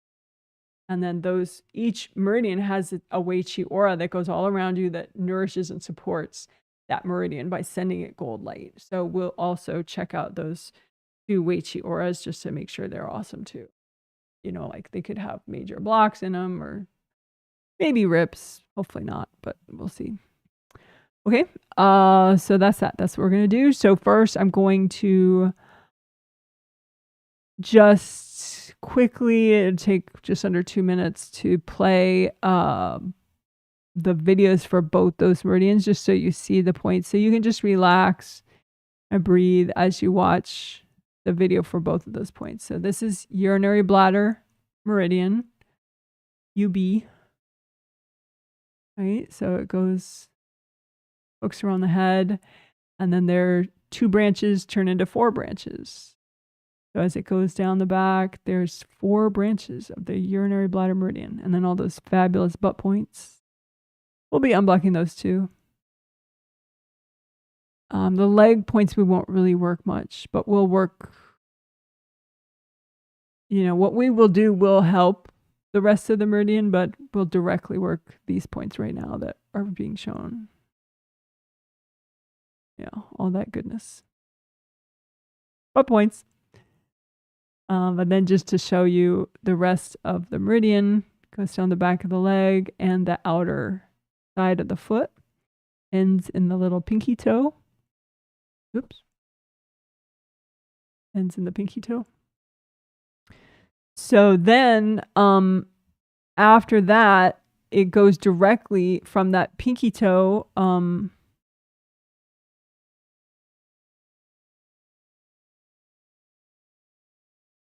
Let's see. All the way down there, right? So it goes down there. And the very next meridian it goes into is the kidney meridian, which is at the bottom, starts at the bottom of the foot. So that's the other one we're working, the kidney meridian, right? So, and then it goes up the inner ankle and goes up. So we won't probably directly work this part of it, but we will work the part as it goes through the torso there. From there on, we'll work those points right there. So let's see. I can make that bigger. Then I'm in the way.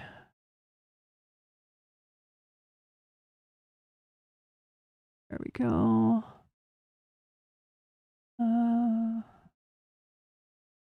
Okay.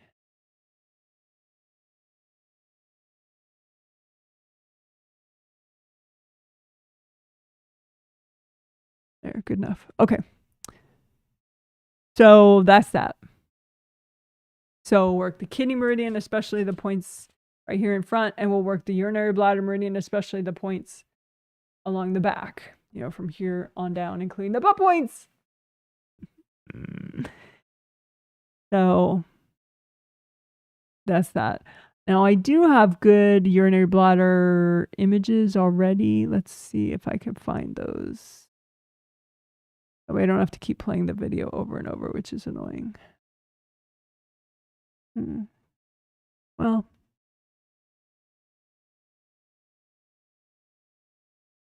I'll just freeze frame it. So all those points, all the way down to the butt, right? So, so we'll just do it. So now we're going to do, let me get a little doing sign. Hold on one sec.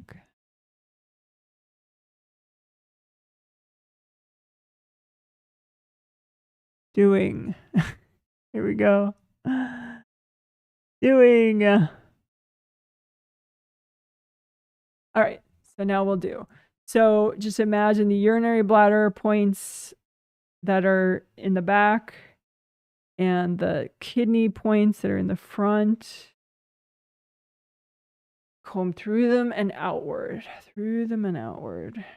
And just lots of gold light. And you want to, if there's any significant blocks that you come across as you're combing outward, that you'll be combing outward and you'll probably be most aware of these two w.c. auras, the kidney meridian w.c. aura and the urinary bladder meridian w.c. aura. So just go out until you feel any strong big blocks, and then you can stop there, run gold light through those blocks. Say, angels, can you recycle any invasive beings in these blocks? And then melt cords from everybody going into these blocks. Melt yourself out of the blocks. And that probably starts them all just dissolving. But if not, you can say, angels, can you recycle? Well, you already recycled beings. So you can just, I guess, blow it up if it doesn't melt away by itself. All right. So hope that makes sense. So again, kidney meridian up the front and urinary bladder meridian down the back. You want to unblock, use lots of gold light. And particularly you guys that, you can't sleep maybe sometimes because somebody whacked the front of you here, by your tummy. And so you're just irritated there. You can protect your kidney meridian extra.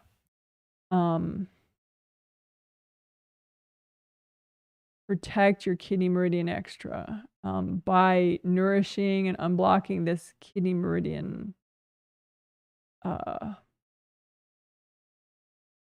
Right there. That's the kidney meridian, the orange line right there. So you can protect that extra. Yipes. There we go.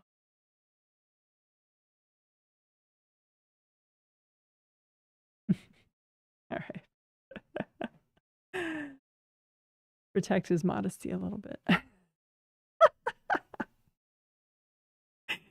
So gold light there, you don't want tightness there. And comb outward into the kidney meridian w.c. aura and just find any just big blocks. Sometimes they're just really big energy blocks there. And just find them and just say, angels, can you recycle any invasive beings hooked into this junk? Deep breath while your angels do that. And then just lots of gold light melt cords from everybody going into these blocks. Wash yourself out of the blocks. And they're going to start to dissolve. If not, you can blow them up.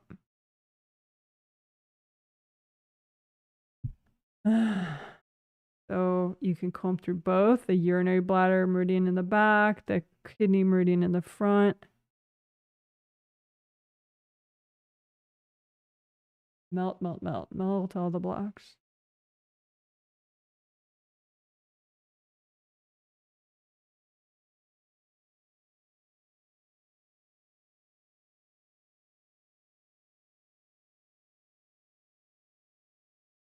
And again, urinary, if you want the natural flow, direction of flow, urinary bladder, the one down it's down your back and up your front. The kidney meridian goes up. Urinary bladder meridian goes down. You don't have to know that part though to just unblock and repair.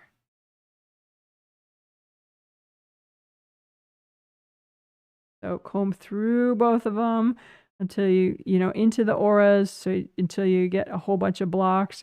Say, angels, can you recycle any invasive beings hooked into this junk? Deep breath while your angels do that. And then lots of gold light melt cords from everybody going into these blocks. Melt yourself out of the blocks until they dissolve, or you can just blow them up. Deep breath, breathe into your hips, your hip joints.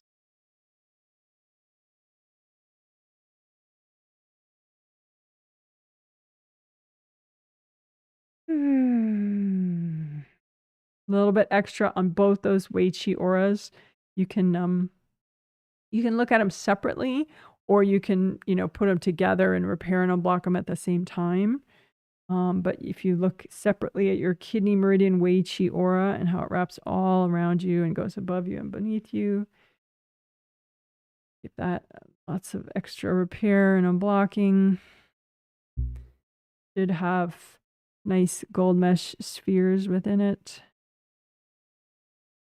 You can heal those. So the question is are the gold mesh spheres of this kidney meridian w.c. aura, are they actively nourishing and sending enough gold light to your kidney meridian so that it always feels safe and supported? And if the answer is no, not at all, don't worry. And change it. Just keep melting energy blocks so that everything works better. And with all body stuff, with all stuff, but especially body stuff, there is a healthy and gentle amount. So, you can't make it perfect today if it's far from perfect. I mean, you could, but that might get you sick physically. So we don't want that. It would be counterproductive to do too much. So that's the kidney meridian w.c. aura. So then the urinary bladder meridian w.c. aura, will just do a touch on that. Again, just a little bit extra. So as it goes down your back and the butt points there. So those, all that goodness, right? So the meridian itself, those 4 branches going down your back, and the whole w.c. aura of the urinary bladder meridian. Home through it. Big gold force field beneath your feet, above your head, all around you. And the question is this w.c. aura of your urinary bladder meridian doing its job well enough? Is it generating enough gold light that gets sent into this urinary bladder meridian to make it feel safe, make it safe and nourished?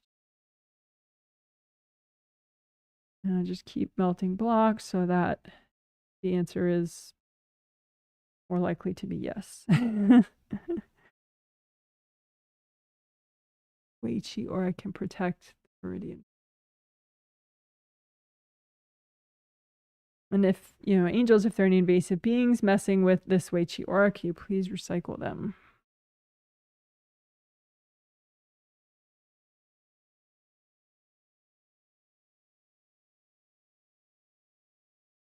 Again, you can just unblock both of them at the same time.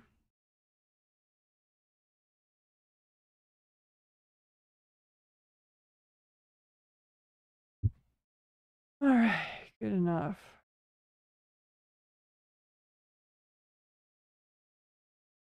All right.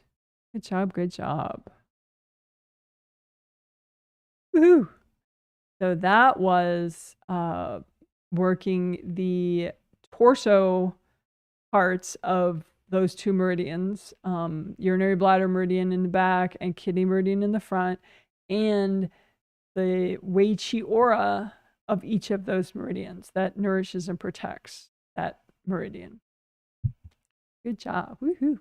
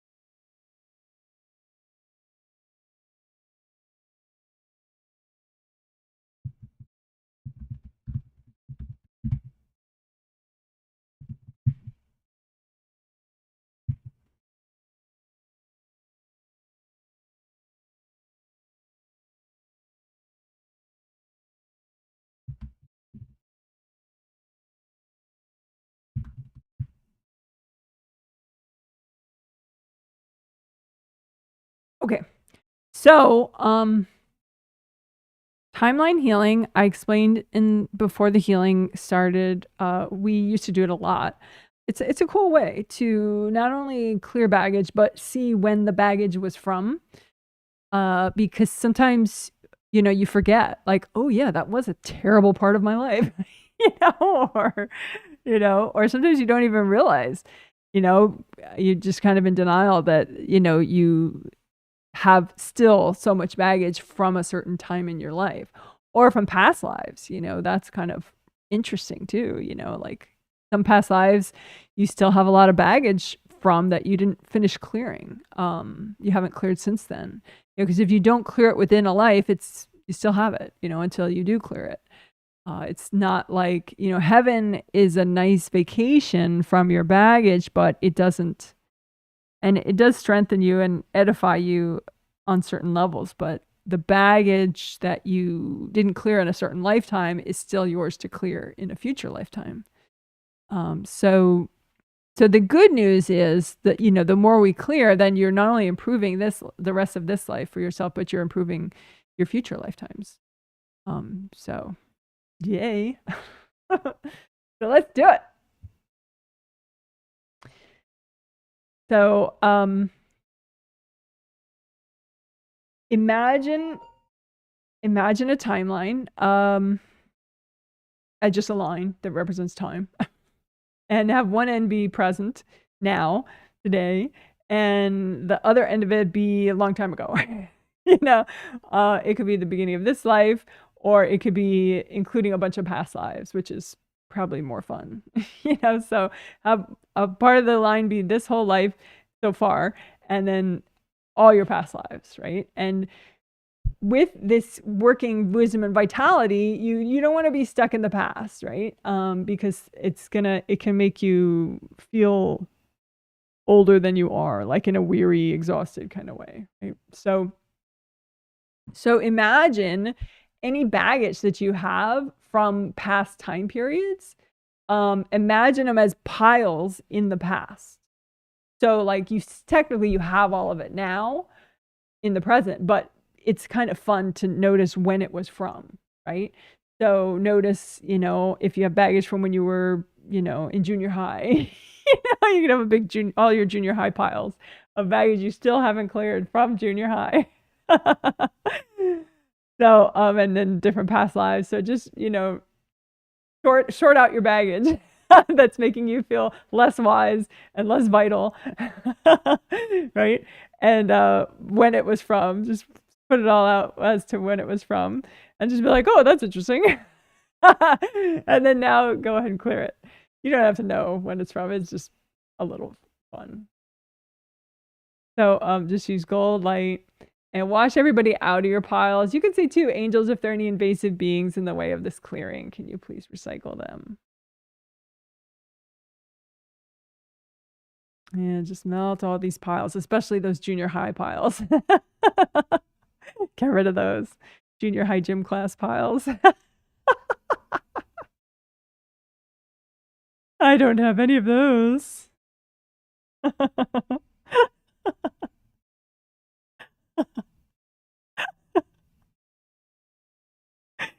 One time in junior high gym class, oh my gosh, we ran the mile every year in school because we had this ex-military gym teacher, and he was really hardcore, and I was very not athletic as a child. My family never did athletic stuff. It was never encouraged, and I didn't do it on my own. So I was like a total weakling in school gym class. And so I barely got through running the mile, when I was like in 5th grade or whatever. And when I was done, like there was still a couple minutes left of gym class. So I sat down on the ground because I was so exhausted, right? But I sat down on goose poop. Like geese are like big birds, and they poop a lot, and they poop like these big green poops. And I had very light colored pants on. Like, I think they were like yellow, very tan, light yellow pants. And so I had this giant goose poop stain on my butt. So not only did I arguably humiliate myself by being one of the slowest people to run the mile. But then I sat in this giant goose poop. So, yes, I still had baggage from my goose poop experience. So you can have baggage from stuff that now you laugh about, but even stuff from that it's still not a laughing matter for you. But either way, you can clear it, I promise. So just melt away everybody else's energy out of your goose poop baggage. Maybe someone's courting your goose poop baggage, which is why you haven't cleared it yet.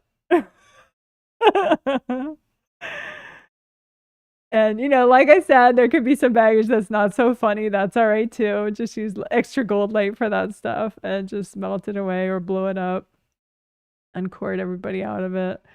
And say, angels, if there's any invasive beings in the way of me clearing all this, can you please recycle them?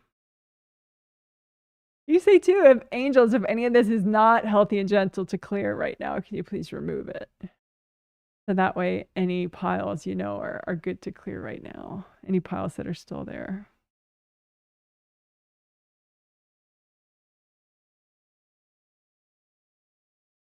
So get rid of all your goose poop baggage. It's not doing you any favors if you keep it around.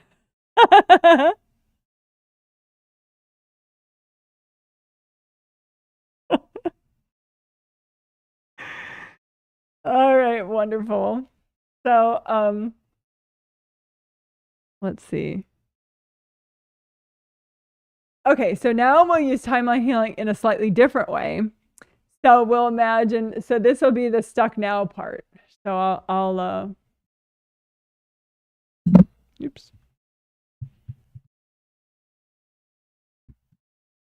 So this is the stuck now part. So again, imagine a timeline, you can make a new one.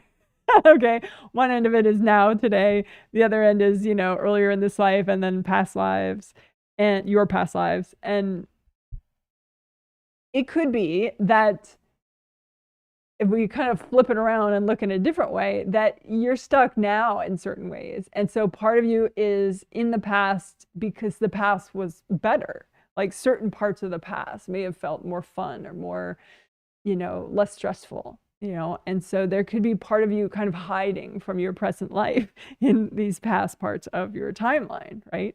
And it sounds fun to kind of hide in a more fun time in your life, but it weakens you now and therefore makes your life even worse. So we don't actually want to do that. It makes things worse. It makes your life worse. So we want as much of you here now as possible so you can manifest improvements and positive change and strength, right? So look at now and just imagine piles of baggage that might be causing you to hide elsewhere. And just melt the baggage that you're wanting to avoid that is with you now about your present life. Just melt that baggage. Because okay, you have challenges, but the baggage about your challenges is what's really making it suck. So you have stuck energy about, what you're going through. So that's what we want to melt. Melt the stuck energy about your life now. So that less and less parts of you need to run and hide. We want those parts of you to come and join you so that you're stronger and have better boundaries and better manifesting. Right? So melt away the baggage about your current life. Your resistance, imagine what you resist, that resistance energy that you have about your current life, and melt it away.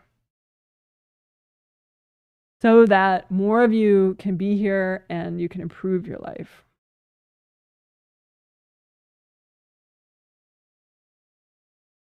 And you can also give a healing to those parts of you hiding in the other more fun parts of your timeline, and just give a healing to those parts of you. Don't force anything, but just say hi. Give little healings to those parts of you so that hopefully more and more of you can come into the present.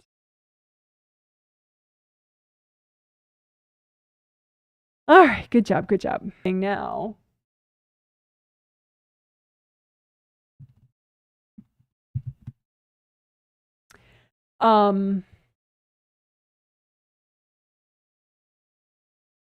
so you can imagine you now in and around your body, the part of you that's in and around your body, and imagine like far off parts of you that have just checked out. Maybe they're not so much in a past part of your timeline, they're just on the astral somewhere. But just any, like when you get scattered, just where do all those parts of you go? And just imagine yourself here now, and then the rest of you that's scattered and ran off. And just heal those parts of you, right? Because maybe they're stuck and that's why they ran off. So just heal those parts of you with gold light. You can bring up red earth energy, orange earth energy, yellow earth energy, soak those parts of you.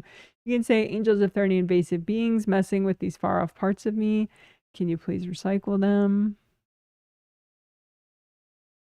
So then most likely some of those parts of you are going to feel better and come back now, which will help you get stronger. But the other flip side is there could be parts of you here and now that are too stuck. And so that makes it more tempting for other parts of you to get out, to go far away, right? So just imagine the part of you that's here and now in and around your body, and just imagine like some simple way of imagining the baggage that's making your life now seem really not fun, and just melt all that away.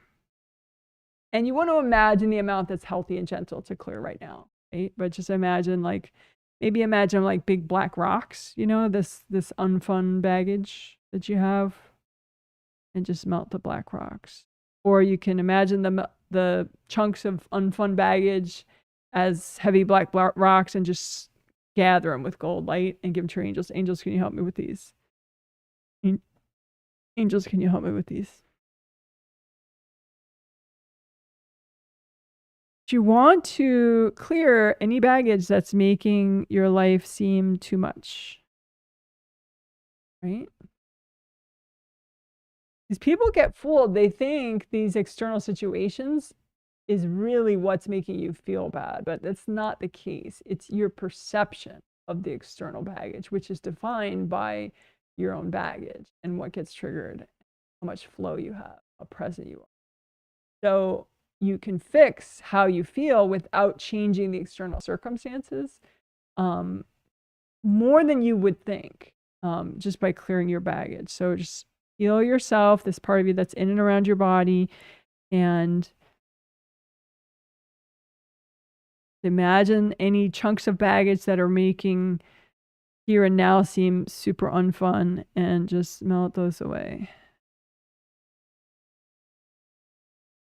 so that you can acknowledge your challenges, but you don't have to be crushed by them.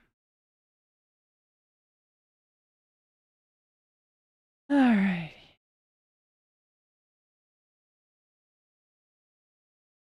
All right, good job. Woohoo! Oh, speaking of which, if you could give this live stream a thumbs up, that would be nice. I would appreciate it. You don't have to, of course, but it helps. Alrighty.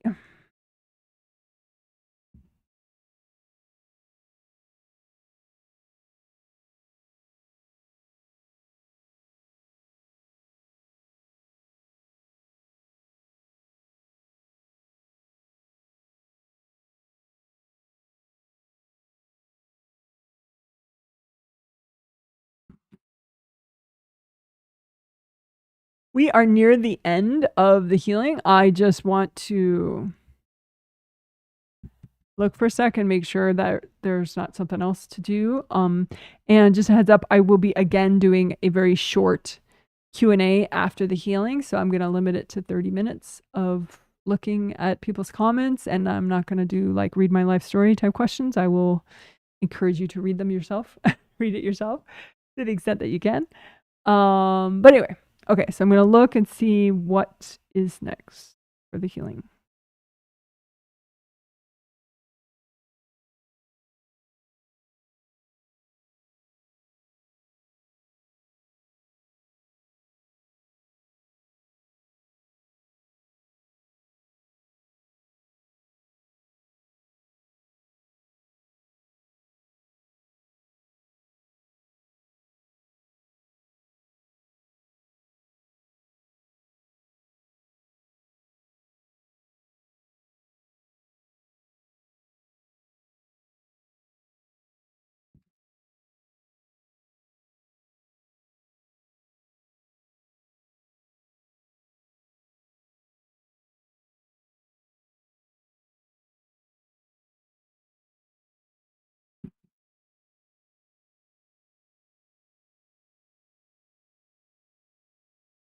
Okay.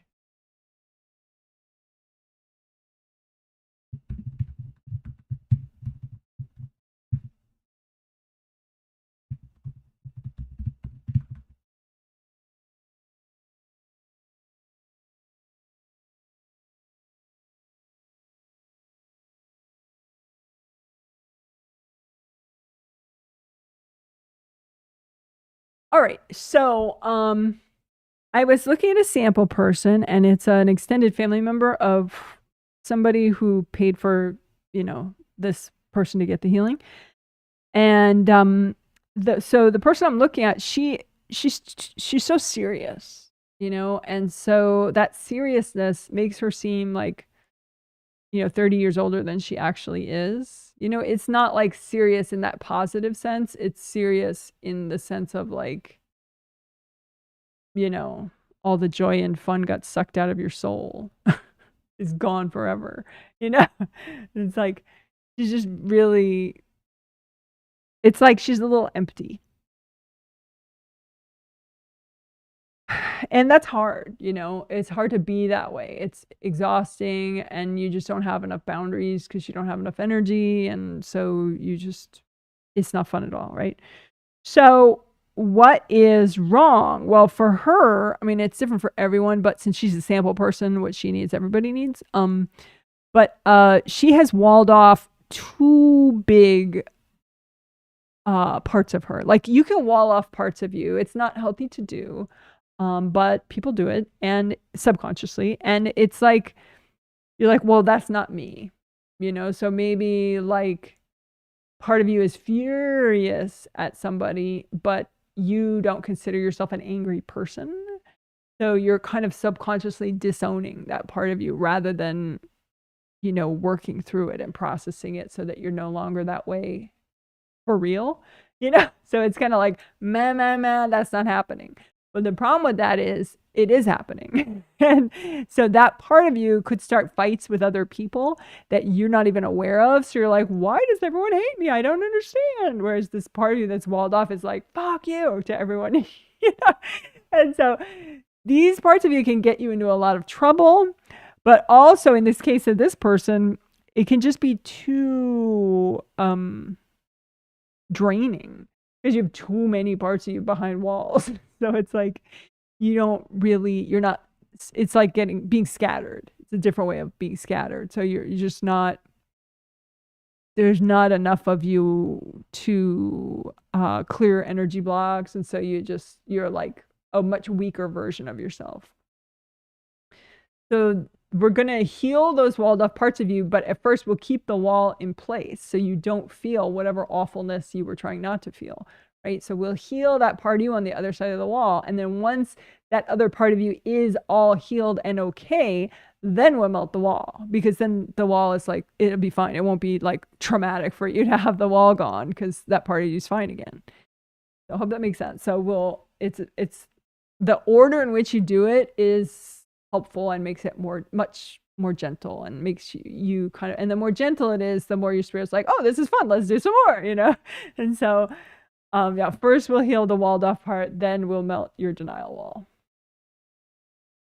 in between the bulk of you and this walled off part of you. So then you have much more of your own energy and you feel better. Okay, so that was explaining. So now let's do.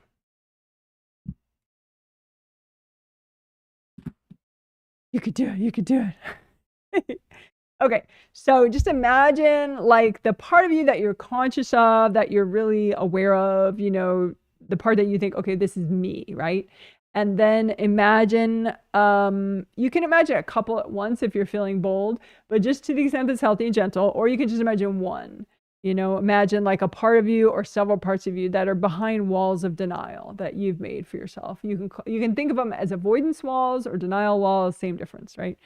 So there's you, and then there's the wall, and then there are these little mini yous that you're like, oh, that's not me, because maybe that part of you is too scared or too angry or too jealous or whatever thing that you feel like, oh, that's not me, So then keep the walls up for now. And just heal the parts of you that are walled off. right? So you can bring up red earth energy, you can bring up orange earth energy, bring up yellow earth energy, gold light, wash everybody out of these walled off parts of you, because the whole world is aware of these parts of you. It's just you're the one blocking your own awareness. So just heal these parts of you with gold light. You can say comforting messages if you want to these parts of you, like, it's okay, it's all right. I'm not blaming you. I promise. Yeah, just lots of gold light, wash everybody out. You can say, angels, if there are any invasive beings messing with these parts of me, can you please recycle them? Because sometimes invasive beings can kind of enable these stuck parts of you.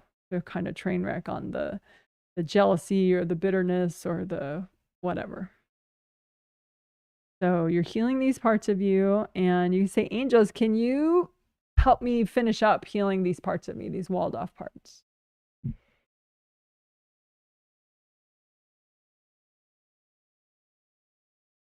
Breath while your angels finish up. So then now those parts of you are healed. So now it's okay to melt your denial walls. And you can say, angels, can you help me do this in a healthy and gentle way? Right? And just melt your denial walls so that now you get back that energy that's no longer stuck.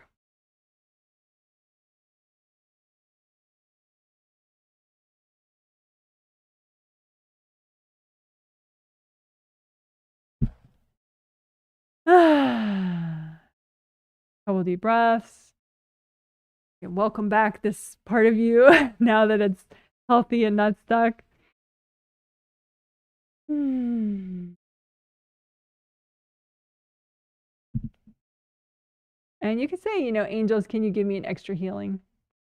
Because that's pretty nice and bold, what you did to heal walled off parts and then melt the wall. So just deep breathe while your angels give you an extra healing.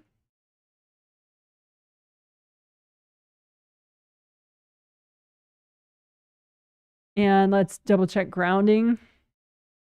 Imagine, you can recreate your groundings if you want, make them big and wide, make them come up high as your, just below your sternum bone, as high as your third chakra. Make them both red or orange or yellow, same color, wide all the way around you, and then make a copy of your groundings in front of you so that you can unblock them. Because usually there's a really very positive chain reaction of releasing that happens, but it's positive if you can, kind of surf the wave of releasing. And you do that with a flowing grounding. So if your grounding blocks up at some point, that's when you can get cranky or weird, So just now and then feel free to keep checking your grounding and unblocking it, make it nice and wide. You can just keep letting go subconsciously while you go about your day. All right, good job. Woo, woo, woo, woo. So that was healing walled off parts of you and melting your walls of denial with lots of angel help. Good job.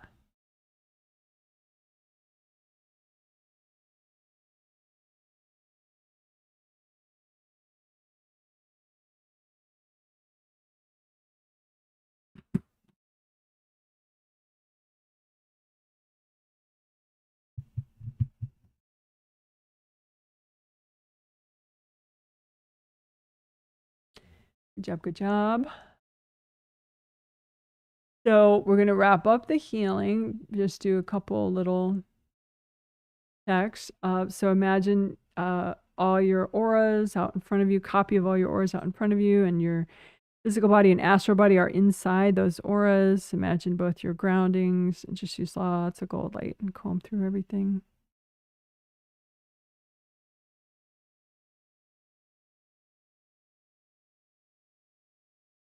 Breath.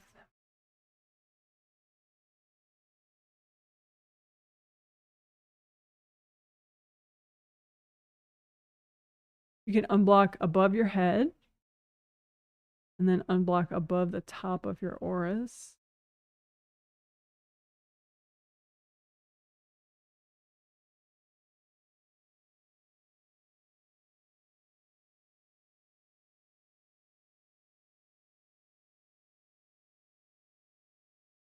You can run gold light through your major chakras along your spine and your creative rings right above there. Gold light. Align your chakras. Gold light through them. Make sure they pop into line with the other major chakras along your spine.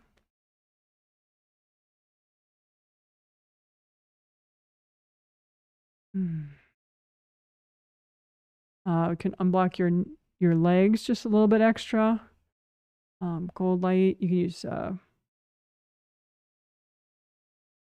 sticky gold wax maybe for your legs.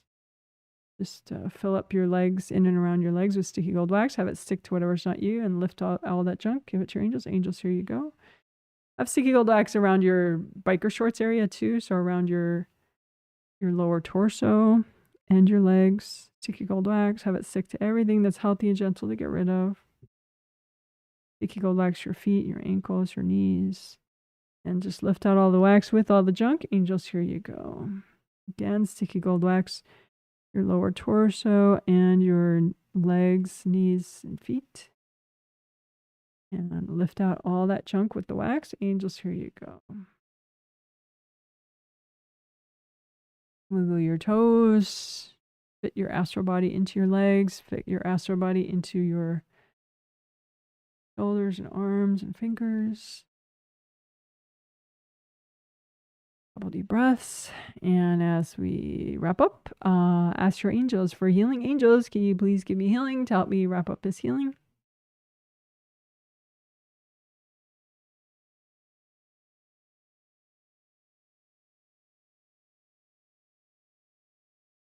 Angels, can you help me with my wisdom and vitality? And can you help my inner child?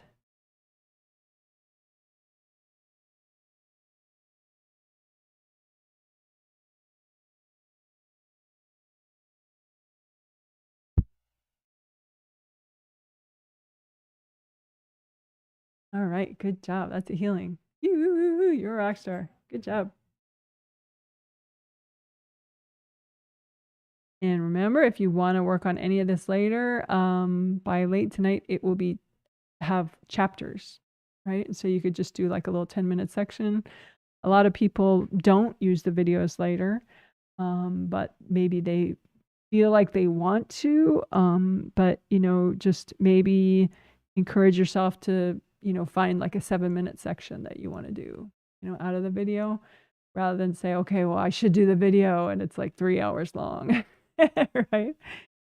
Just nudge yourself into doing, one little section of it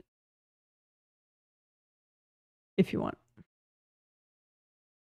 So you don't intimidate yourself out of doing any of it. Okay, so now we'll do stretching for a minute. If you wish. It's not a guided stretching thing. It's just me doing my stretching. You could do your stretching. You could just use the restroom, whatever you want to do. But movement is good. If you've been sitting for too long, that's not good. According to my chiropractor, who knows his stuff. I'm going to just do stretching for a minute, and then I will do a 30-minute Q&A. But I will encourage people to read their own issues throughout the Q&A often, I'm sure.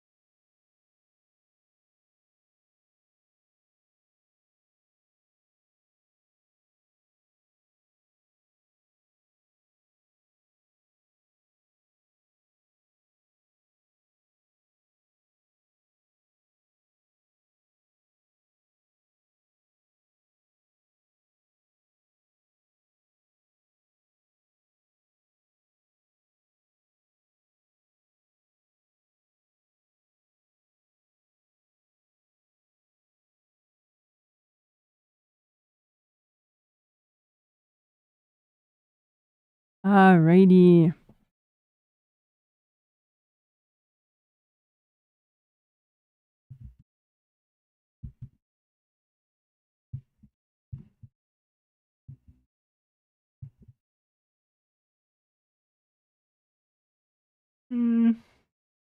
What is that term I keep using? I always forget the terms that I make up. Self-assessment. Like to be able to figure out what's wrong with yourself. I was talking about that a lot 2 days ago and how it's like an ability that you develop, and at first you suck at it, and so it's like you gotta kind of keep up with it, you know, just try different, like, what's wrong with me? What if I ground? Does that help? What if I repair my chakras? Does that help?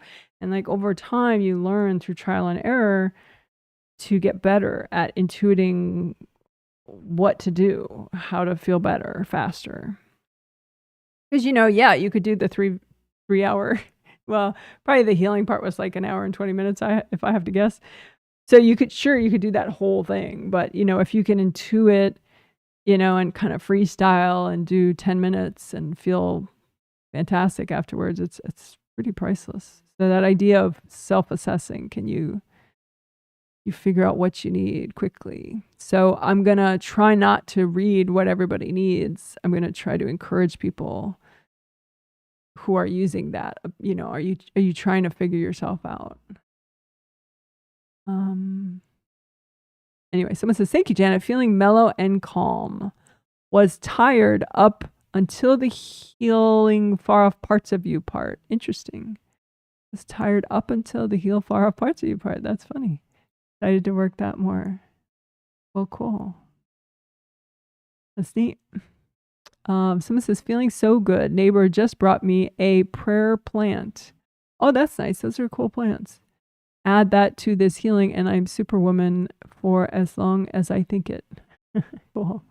Neighbor was happy I sound her hearing aid on the ground and gave it to her. You found her hearing aid on the ground and gave it to her. Well, that's very nice.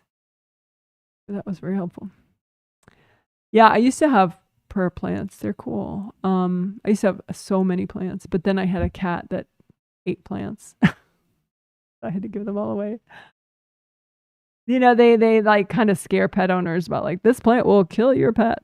When, you know, really they'd probably have to eat 10 of those plants, that same particular kind of plant, in order to die. But, you know, and a lot of pets don't eat plants, you know, but whatever. I used to have lots of cool plants years ago, many years ago. Houseplants. Someone says, thank you so much. You're welcome. The orange meridian by the crotch area caught my attention. Yes, kidney meridian. That's the one that we were working. It's been so off today and glad we went over it. Yes. Yeah, I do feel like the gold light got stuck somewhere. You might have been one of my sample people for that, actually. There were a lot of people, though, that were my sample people for that one.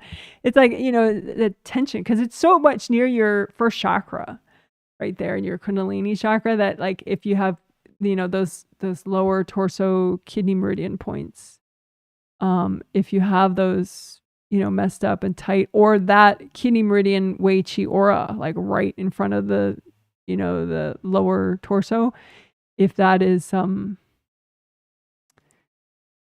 too messed up, then it's like there's just not enough protection there. It's easier for invasive energy to get in. So again, this is the kidney meridian, which we did work today. And as it goes up the back of the leg, and the points that you're talking about that we worked extra begin right there. So yeah, so all those points right in the hairy part where he's all hairy, those all there, all that stuff. Yeah, that's extra useful.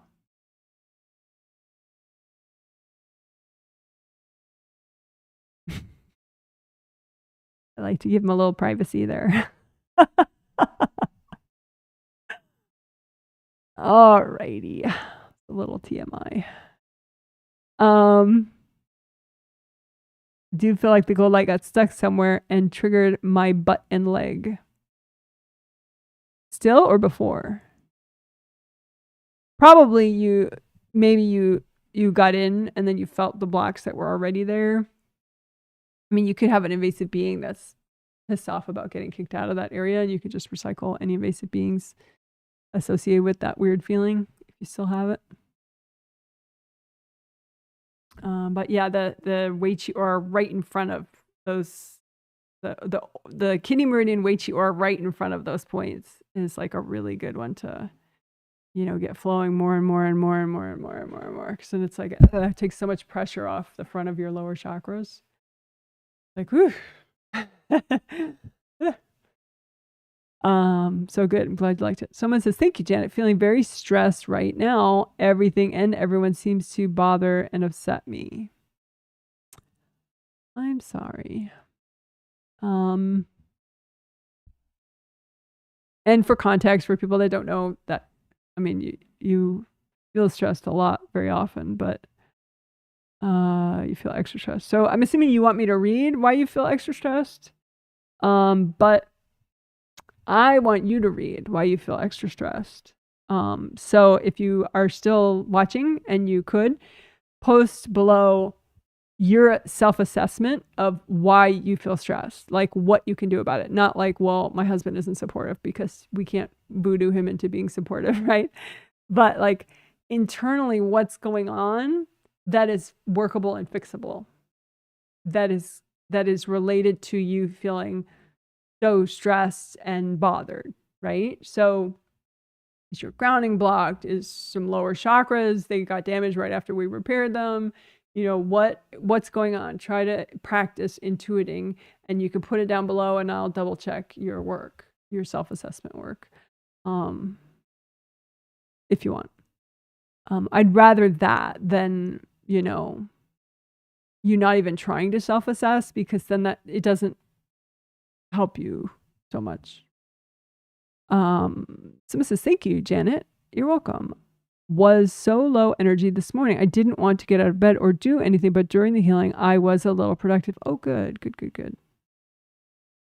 I don't recognize your YouTube ID, so I'm thinking that you healed yourself, but I never know, because, like, you know, my clients can be pretty creative in the names they think up for YouTube. So you can email me if you want, janet@jwhealing.com, and let me know who you are, because it's always nice to know, you know, like, say, okay, well, this is my YouTube ID and this is in real life my first and last name. If you want, you don't have to, but I'm glad. Maybe you just healed yourself, and that's good. I'm glad. I do another live stream in 2 days on Tuesday. And then later this month, we have the twin set, which I want to say is on Thursday the 20th and Sunday the 23rd of March. Which is nice. I'm really liking that now, that the twin set healings now, I'm going to stick with that, where there's like 2 days off in between the twin set healings. It gives me more time to recuperate and then prepare. And it gives people more time to just live their lives and reflect upon the healing and before we do the next one. So very cool. So anyway, that's for sale on my website. If you did want to,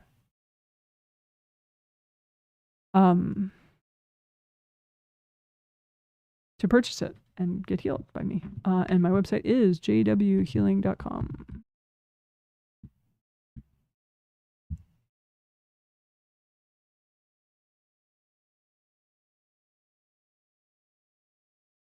All right. This is, thank you so much. During the healing, I thought to try clearing CBM's repressed anger.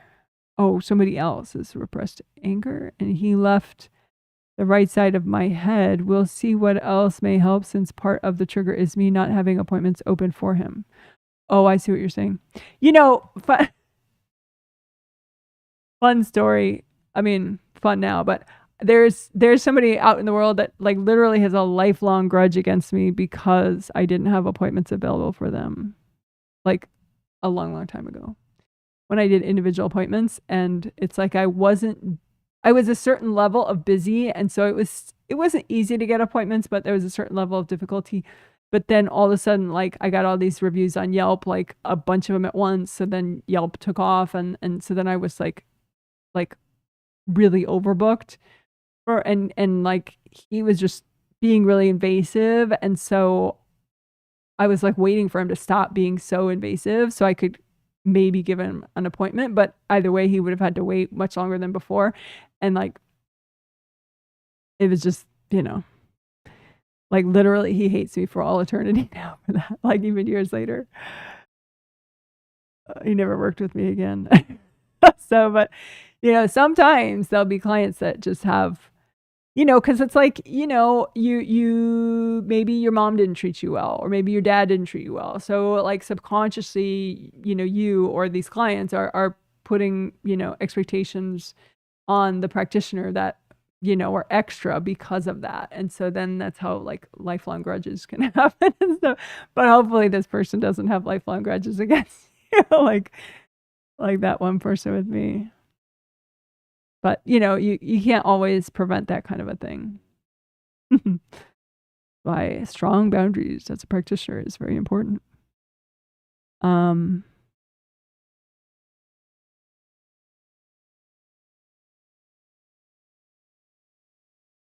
Yeah, so I'm not sure what you did. You cleared his repressed anger and he left the right side of your brain. So you gave him an energy healing. I would say, ask your angels about that, like when and how and if and all that. They know that's not something typically that you do with your clients, or maybe it is, and I don't know that. But anyway, I'm glad he popped out for a second.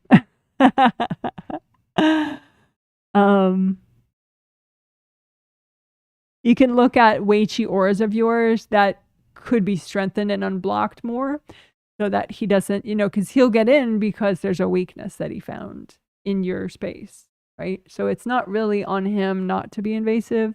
I mean, unless he's like the most invasive person that you've ever worked with, then, yeah, that's something that, maybe you can't work with them anymore, even if you have an appointment open.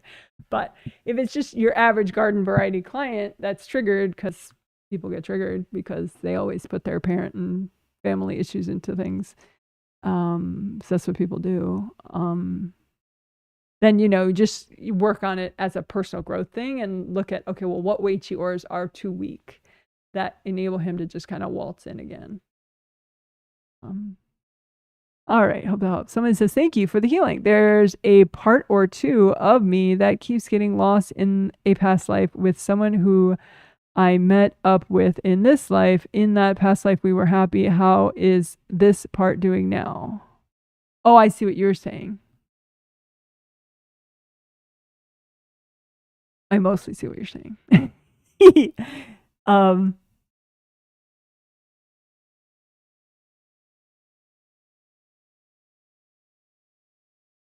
I would say watch for cords between you and that person, because I think it looks like when you're not corded to that person, it's a lot easier for you to stay here in this life. It's just when that person cords you at the 7th or the 4th or the 2nd. But you don't have to know those chakras, just check all your chakras for cords with that person.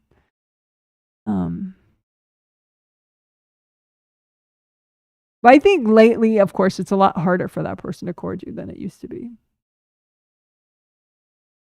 But again, you could check, go through your w.c.. auras, see if one or two of them is especially weak. Doesn't have enough gold light in it, is especially blocked. So that affects your boundaries.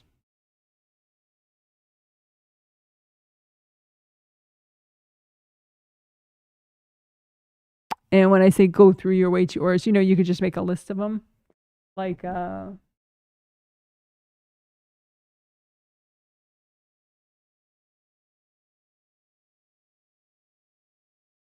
made this list at one point. I didn't use it that much. But, sometimes you just need to use it for like a second, or it might not help. But you can make a list, something like this where So it's like, this is a whole bunch of stuff that, you know, you don't have to like exhaustively check, but maybe sometimes seeing it written out just like helps your intuition or something. But you know, up top there, that's, you know, your 7 chakras and your grounding. So like there's, you know, 7 chakras and grounding for your astral body chakra, 7 chakras and grounding for your physical body chakra. And then there's like good karma windows, which is part of your astral body energy system. And then there's, you know, all the 12 regular meridians. And then there's GV and CV. So those all have w.c.. auras, all the 12 meridians, and then the GV and CV, those have their own w.c.. auras. Chiang Mai is one of the extraordinary meridians. You don't really have to worry about that one, but it's just, you know, like you can kind of eyeball stuff. Sometimes seeing it written out maybe helps you at some point. Some days it helps me. Sometimes most days I don't need that, but you know, you can kind of chart out something and be like, okay, well, where's the weakness? Where does this person keep getting in? Is it a chakra? Is it a good karma window? Is it, you know, one of my groundings? Is it, you know, one of my meridians or one of the w.c.. auras for one of my meridians? That kind of thing.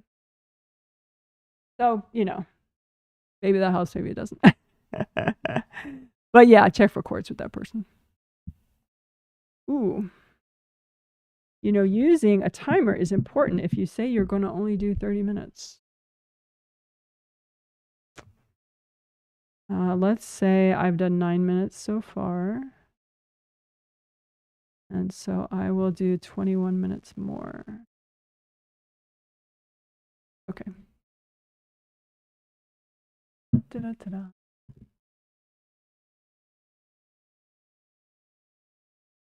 It says, thanks, Janet. I was really cranky before the healing. Better now, just minor now. Any suggestions? Okay, but I'm going to bounce that back to you and have you do self-analysis on why you're still cranky. If you want, you can post, you know, if you're still watching and I get to it in time, otherwise you could post it under the video later, but post your self-assessment of why you're still cranky. Not like, you know, because my mom's a bitch, you know, but like, okay, second chakra is a little damaged, or, you know, good karma windows in the back, or, you know, like what can you do to uncranky yourself? So if you want, you can post your self-assessment. Like say, okay, I'm still cranky. I think it's because of this, blah, blah, blah. All right. So you're practicing self-assessment. Someone says, I think it's actually Mike. Oh, see, here we go. Someone's practicing self-assessment. They're saying that the reason they're irritated is, I think it's actually my kids, my spouse, and maybe something off with us contributing to them. See, now that's a little vague. That's not exactly what I mean by self-assessment, but I'm glad that you wrote it out so that I could point that out.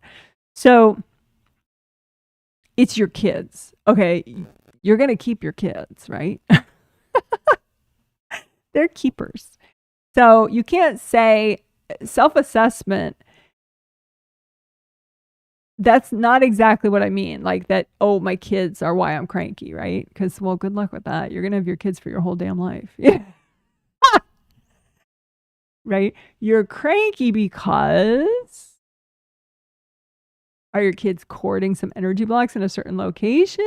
Are you wrapping your energy around them so you're not very present? What's going on? What's the actual energy that is happening? Because then it leads you to a solution, right? You can't just say, well, it's my kids, because there's no solution to that. Right? Which I think is why you get stuck, because you're like, well, none of this stuff can change, so I'm screwed, period. You know, but if you can find some workable element, you know, like, well, I'm irritated because, you know, someone's literally right here in my aura screaming at me, or, you know, like just figure out what's happening within here. Right? Not, oh, it's my kids. It's this it's my in-laws, it's my husband. No. What's in here? You know? Is a kid in here? Why? How? You know, so then you know how to undo it. That's what self-assessment is. Okay? So I hope that makes sense. You can give it another try if you want. And I'll take a look at it if I have time. Otherwise, you could post it under the video. But remind me of why, you know, say I feel cranky, and then self-assessment is, you know, what's going on in here making you feel cranky. Is it chakra damage? What is it? Someone says, thank you for healing me. You're welcome. I feel weird and wounded right now. Something is going on in my 5th chakra. Okay. I don't know that weird and wounded would be a 5th chakra thing. I mean, 5th chakra, you know, that's throat chakra, inner voice and stuff. But weird and wounded, that sounds very vulnerable, you know, like a lower chakra or like inner child stuff like that. So we did a lot of inner child work, and I'm not going to read. I'm not going to read it, right? I want you to self-assess. So if you have time now, or you can post it later under the video, post the issue that you feel weird and wounded, and then post your self-assessment of why. And I can double check your self-assessment. Okay? That's the idea. So yeah, I don't think it's a 5th chakra thing, because 5th chakra would be inner voice. Like maybe, you know, if you have negative self-talk to yourself, like, oh, I'm so ugly or something, maybe that would be 5th chakra. Or like, you know, sore throat or something could be 5th chakra, you know, but yeah, weird and wounded is probably something else. Someone says, hi, Janet. Thank you for, like, what about your 5 essentials? Are all your 5 essentials fine? Are they not? But anyway, hi, Janet. Thank you for the healing. Have I made any incremental progress on my career baggage? You tell me. Remember, we're doing self-assessment here. So yeah, do self-assessment. You know, validate what you're doing right that is helping with your, you know, job search. And because I think that's what you mean by career baggage. So, you know, you can say, well, with my job search, this is what's working that I'm doing, and this is where I'm stuck, and this is how I need to fix it. Okay, that's self-assessment. Practice it. These are tough love Q&As. I want you to grow, right, as much as possible. So you got to get good at self-assessment to do that. Okay, someone says, thank you for the healing, Janet. You are welcome. I have been self-healing my right knee for a week with only minor improvement. Doing gold wax, removing beings, healing chakras, healing meridians around it. I'm asking angels for more intuition, but not getting anything. Well,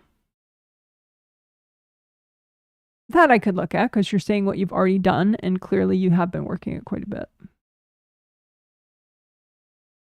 So, and I'm glad you said right knee, though, because it's like sometimes people are like, my knee, and I'm like, which one? But I would look at your whole, you know, like tree trunk type stuff on your right side, you know, like energy blocks above your head, energy, you know, like how the energy can come in from above the head, and then, you know, that's the trunk of the tree is above the head, and then the root flare is like flares out to the major joints, including your knees. So I would look at, you know, the right stem of that, you know, tree trunk concept, and just see, because it looks like your right hip and your right shoulder, whatever is some of what's bothering your right knee is in that whole route. So that could help, just doing like tree trunk stuff just for that side. It looks like sometimes you miss the silver stuff. Some of the white stuff, but definitely the silver stuff. Like you have a blind spot to silver. So there's some invasive beings that, and I think your angels are just like, I mean, it's like that you,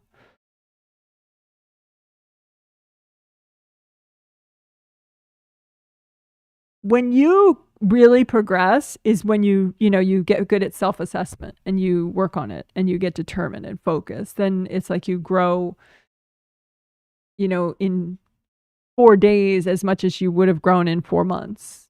It's like it's like a very, so sometimes your angels, they just don't want to fix something for you because they feel like, well, you should fix it. That you'll get much stronger that way. So with the knee,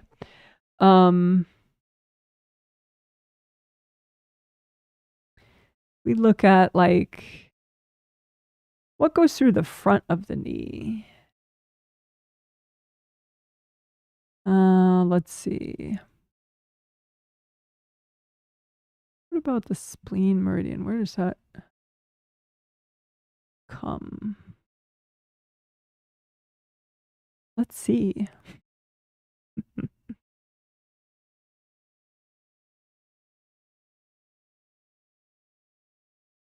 Yeah, so spleen and stomach meridian, those are the two in the front right there.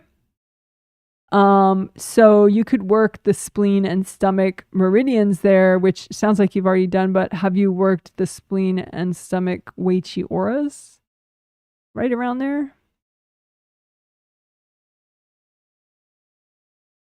I would say that's the next thing to do. I don't think you've done that because there are like larger energy blocks in both of those meridian w.c.auras around there.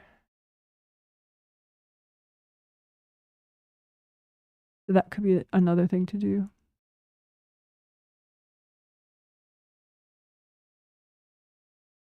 Also, I would compare your knees to your mother's knees, both on a physical body level and an astral body level. Just to like, okay, well, this is her knees physically. These are my knees, physical body knees, just to see. Because sometimes, you pick up copies of baggage that's not yours. So, you can leave her copies alone, but melt your copies of her baggage in your astral body knees and also your physical body knees. So you could do those two things. Try those two things. Well, a couple things. I said also the tree trunk stuff, also the silver part of the tree trunk stuff. But also these two w.c.auras, the spleen and stomach. All right. Someone says, you're mentioning that your son feels good and you're asking if you could open the blinds more. I did ask my angels for a clean out and seems like that helps him a bunch. Oh, good. I think you're talking about his school. Yeah, I'm glad that helps. Yeah, so parents, you can have your angels clean out your kid's school because sometimes schools have really shit energy. Because, maybe some teacher was really burnt out and accidentally brought in a bunch of kind of off energy, or maybe, one of the parents of one of the kids didn't have great energy and visited the school or something. So yeah, you can ask your angels to clean out your kid's school. Don't do it yourself because you don't own the school, but definitely you can ask your angels to do it. The blinds more, I don't know what that means, but I'm glad he feels good. Someone says, tell him I said hi if he's watching. Let's see. Hi. Hello. That was for him if he's watching. You could replay that for him. Someone says, cool suggestion. Thanks, Janet. You're welcome. Someone says, besides black, white, and silver, should we be looking for other colors for devices' hard energy blocks?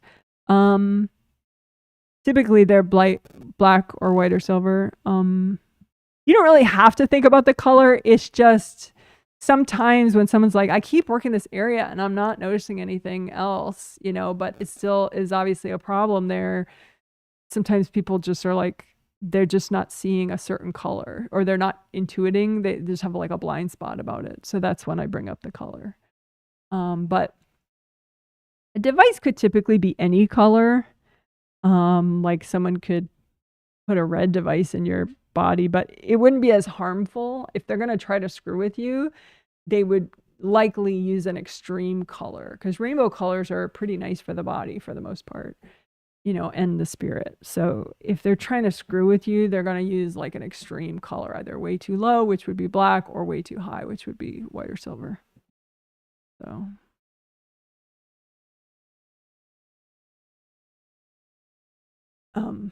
but you can just look for devices and not worry about the color for the most part.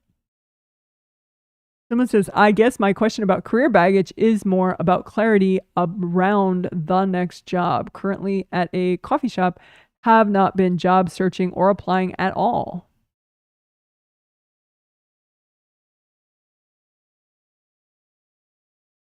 Yeah, but that's not self-assessment. So the idea is, I mean, if you feel like you're stuck, why are you stuck? And how can you fix it? You see what I'm saying? Like, do a Janet. Like, read it. I know you think you can't read it, but I used to not be able to read my shit either, Like, you just gotta wing it, and then see if you're right, like journal it out if you need to, well, maybe it's in one of my chakras, so I'm gonna, or maybe, I'm gonna look at me on my path and say, okay, this is the path for me progressing with my job search, and am I moving forward on this path, and let me remove what's in like do some way to do a Janet, figure it out. And if you want, you can write out what you think is wrong and what you think you should do, and I'll validate, I'll give you some feedback about that, but I don't want to do it, because A, I only have 30 minutes and there's a lot of people, but B, it's just not as helpful. I want you to get your self-assessment muscles stronger by doing. Okay. Someone says, it looks like a whack and someone trying to wound me because I refused to engage in manipulation. Definitely need aura and chakra repair. See, I knew you could do it. Yay for you. It's funny, because sometimes the whack comes in so soon after the healing that it's like you want to think, well, that's impossible. But it just takes 1 second for someone to whack, and if they do a whole bunch within 20 seconds, then, bam, there's some chakra damage, there's some aura damage, maybe some creative ring damage, so good for you. Now you just have to get to work. All right. Someone says, thank you so much, Janet. Regarding the knee, I never thought of tree trunk. Oh, yeah. Knees and tree trunk for sure. Even elbows and tree trunk. I've been rocking that in the last 2 healings. The tree trunk unblocking, including the elbows. And we did unblocking tree trunk stuff in the last 2 healings. Both the healing 1 of 2 and then the healing 2 of 2 of February. And both of those, I added elbows to it. But also, knees, ankles, shoulders, hips, whole thing. So you unblock and all those major joints and above. And just keep on blocking that so that it's like safe. Because if there are blocks, it's like easy for someone to just keep springboarding in like a, just hop in through this block, then hop in through that block, then hop in through this block, and then all of a sudden you're all the way in, they're all the way in your knees and you're not. Yeah. So yeah, tree trunk blocks. Unblock tree trunk areas. We did quite a bit in the last healing. And someday we will have an excerpt video of just that, but we don't yet.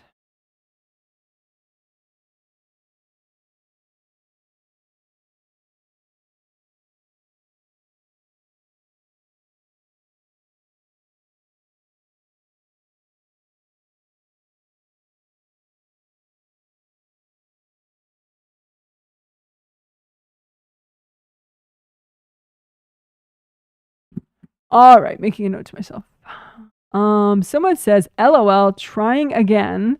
I have lots of past life baggage. There we go. I knew you could do it. LOL, trying again. I have lots of past life baggage around career and inaction. I need to do past life baggage healing around those 2 themes. I also feel like I want What I want is not accessible to me.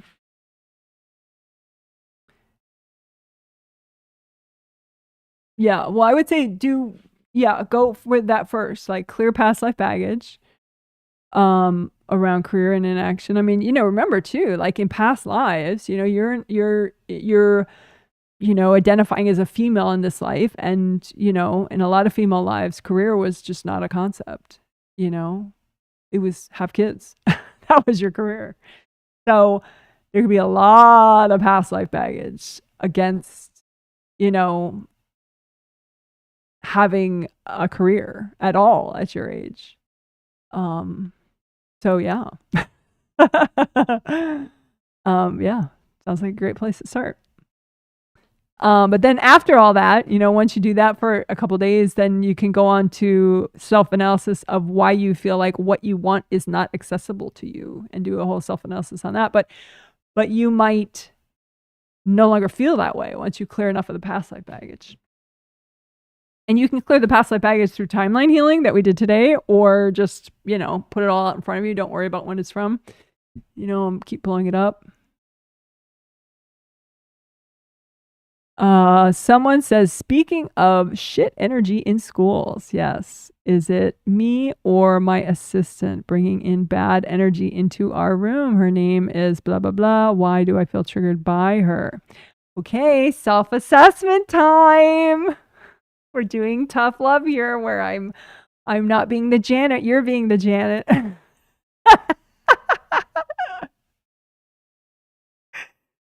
I made myself into a term, like my name into a term, like Kleenex.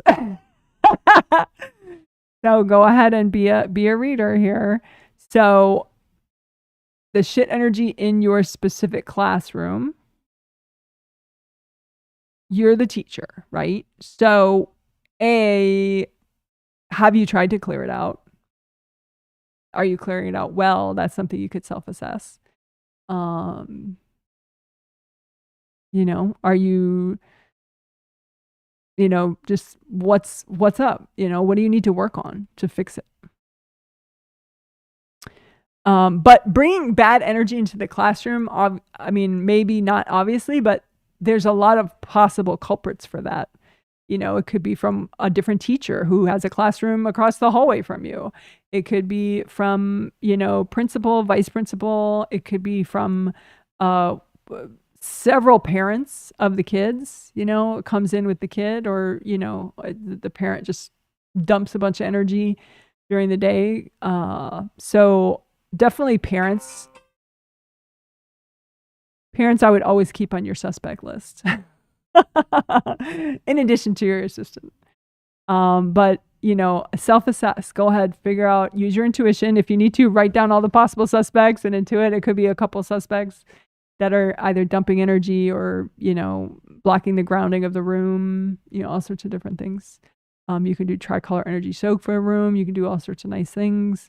But, if it's a persistent problem, it might help to, read it in more deep detail. Who, how, why are you letting it happen? Because you're the teacher, all that kind of stuff. I'm assuming that you've asked your angels to clean out your room every day, but perhaps you do not do that. Seems like you don't do that. Not even every week you ask your angels to clean out your classroom, seems like. So obviously that's something you could do every day if you want. Might help too, also. Someone says, thank you. I'll keep training my Janet muscle.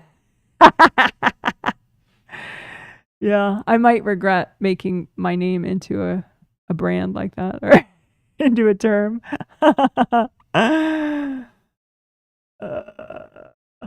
But we'll see. As long as you don't actually mean my muscles. Just your reader muscles, your self-assessment muscles. Okay, cool. So that's that. That's our self-assessment Q&A practice time. I like that. It's self-assessment practice time. That's what it is.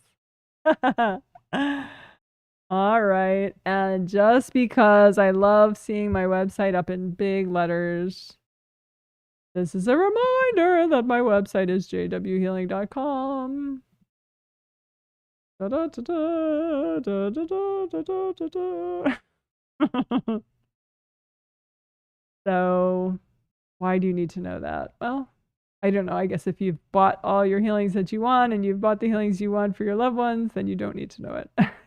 But if there is somebody that you would like to get a healing set for, or including yourself, then feel free to check out my website, jwhealing.com. What else? Maybe a pet update. I don't really have a good pet update. Oh, I do.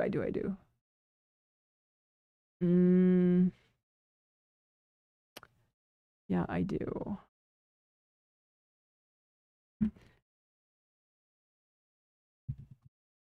Okay, so I'm going to say animal update because I have a new toy.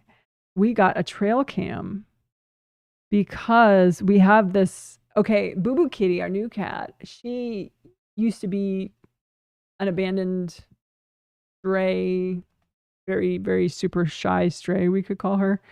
And then, you know, most of you know, if you listen regularly, that she,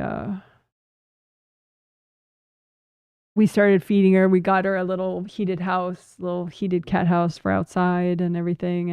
And we decided, well, we think she's friendly enough or has potential to be friendly enough that we'll make her our house cat, right? Indoor only house cat. So we let her inside. Now she's inside. She roams about every night. It's adorable. And so then we still have the heated house out there. And this is exciting. And we still have the heated house out there, right? And we figured, well, eventually some other cat, because there are a lot of abandoned strays or whatever out and about, eventually some other cat will come and be in the heated house, and that could be interesting. And sure enough, I got a trail cam, and, you know, like a camera for seeing, you know, deer and wildlife outside or something. And it wasn't that expensive. It was $60 on Amazon. And we set it up so that we could see, you know, the little heated house that used to be Boo Boo Kitty's, that's no longer. And sure enough, right now, this is a live camera shot. And of course, it doesn't show up very well, unfortunately, because it's dark in there. But see that you should be able to see this full circle in that little triangular house, but you don't. Why? Because there's a cat in there.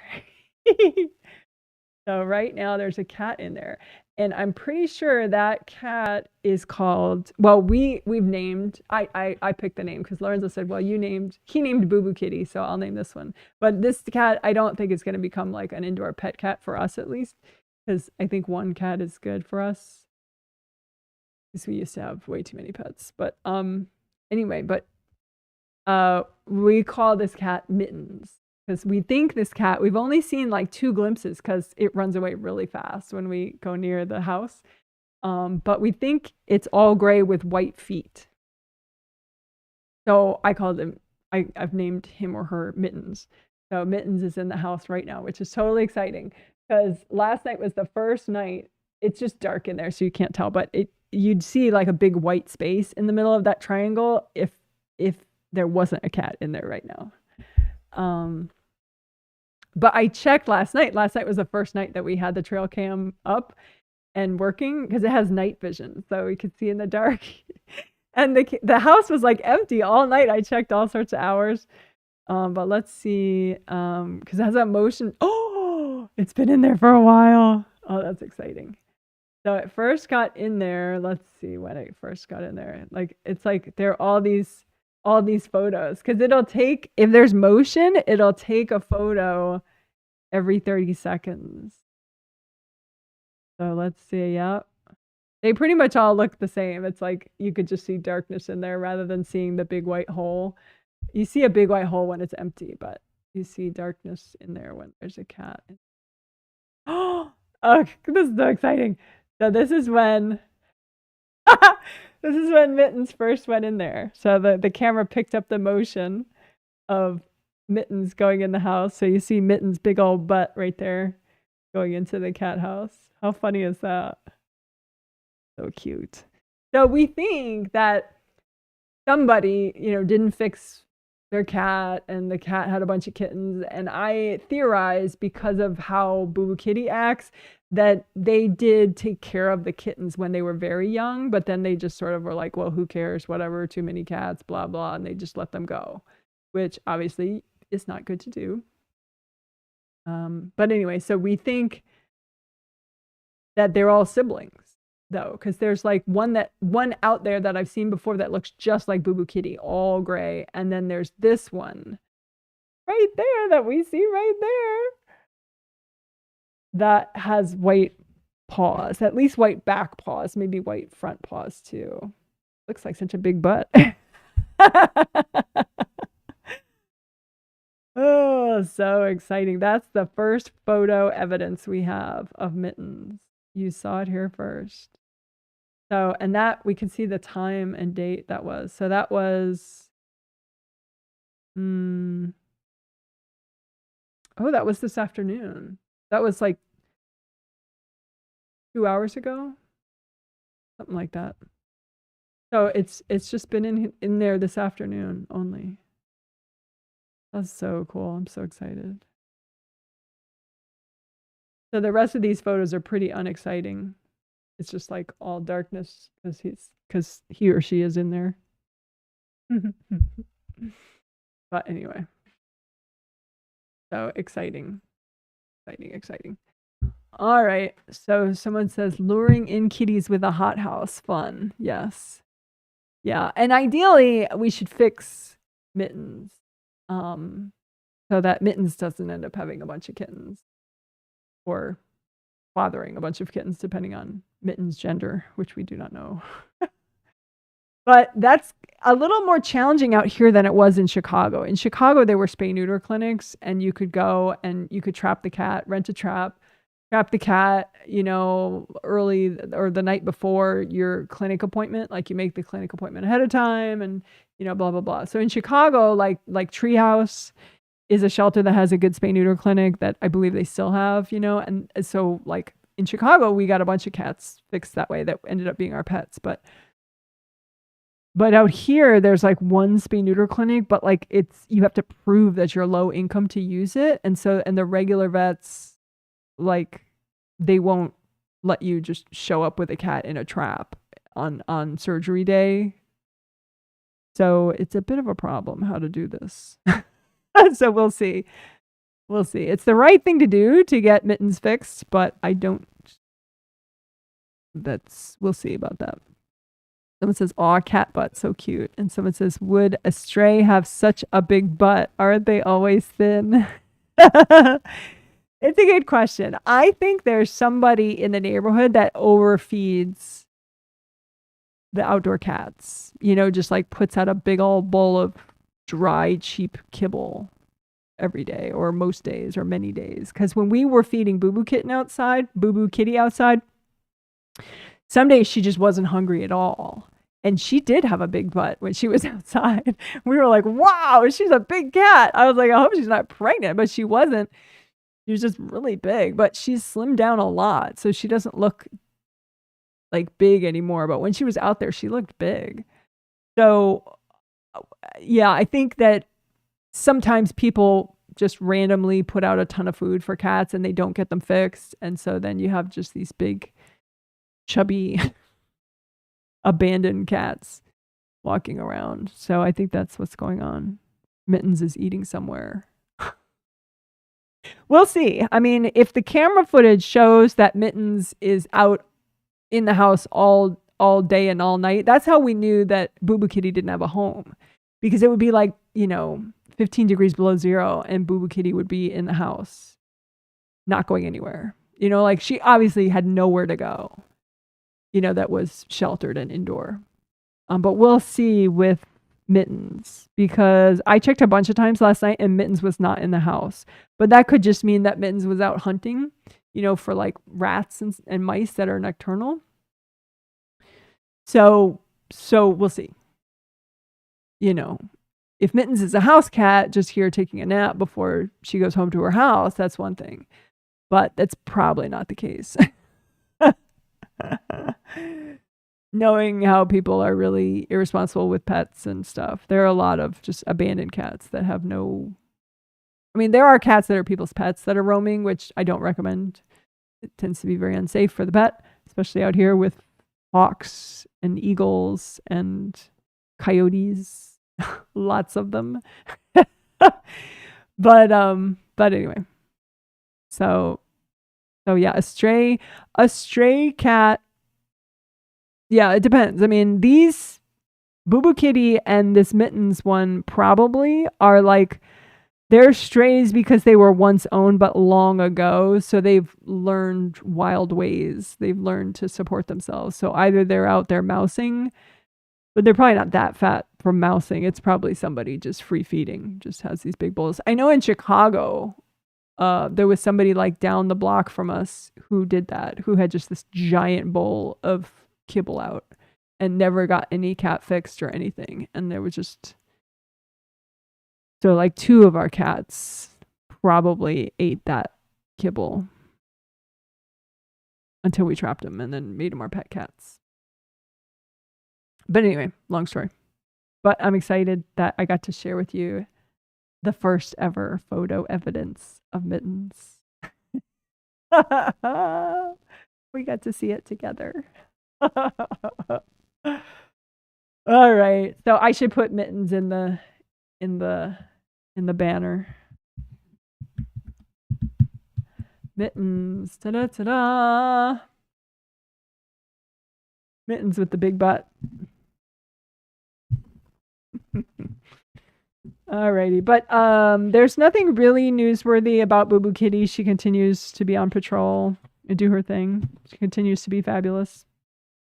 Same thing with Izzy. He continues to be fabulous as well. He's napping right now.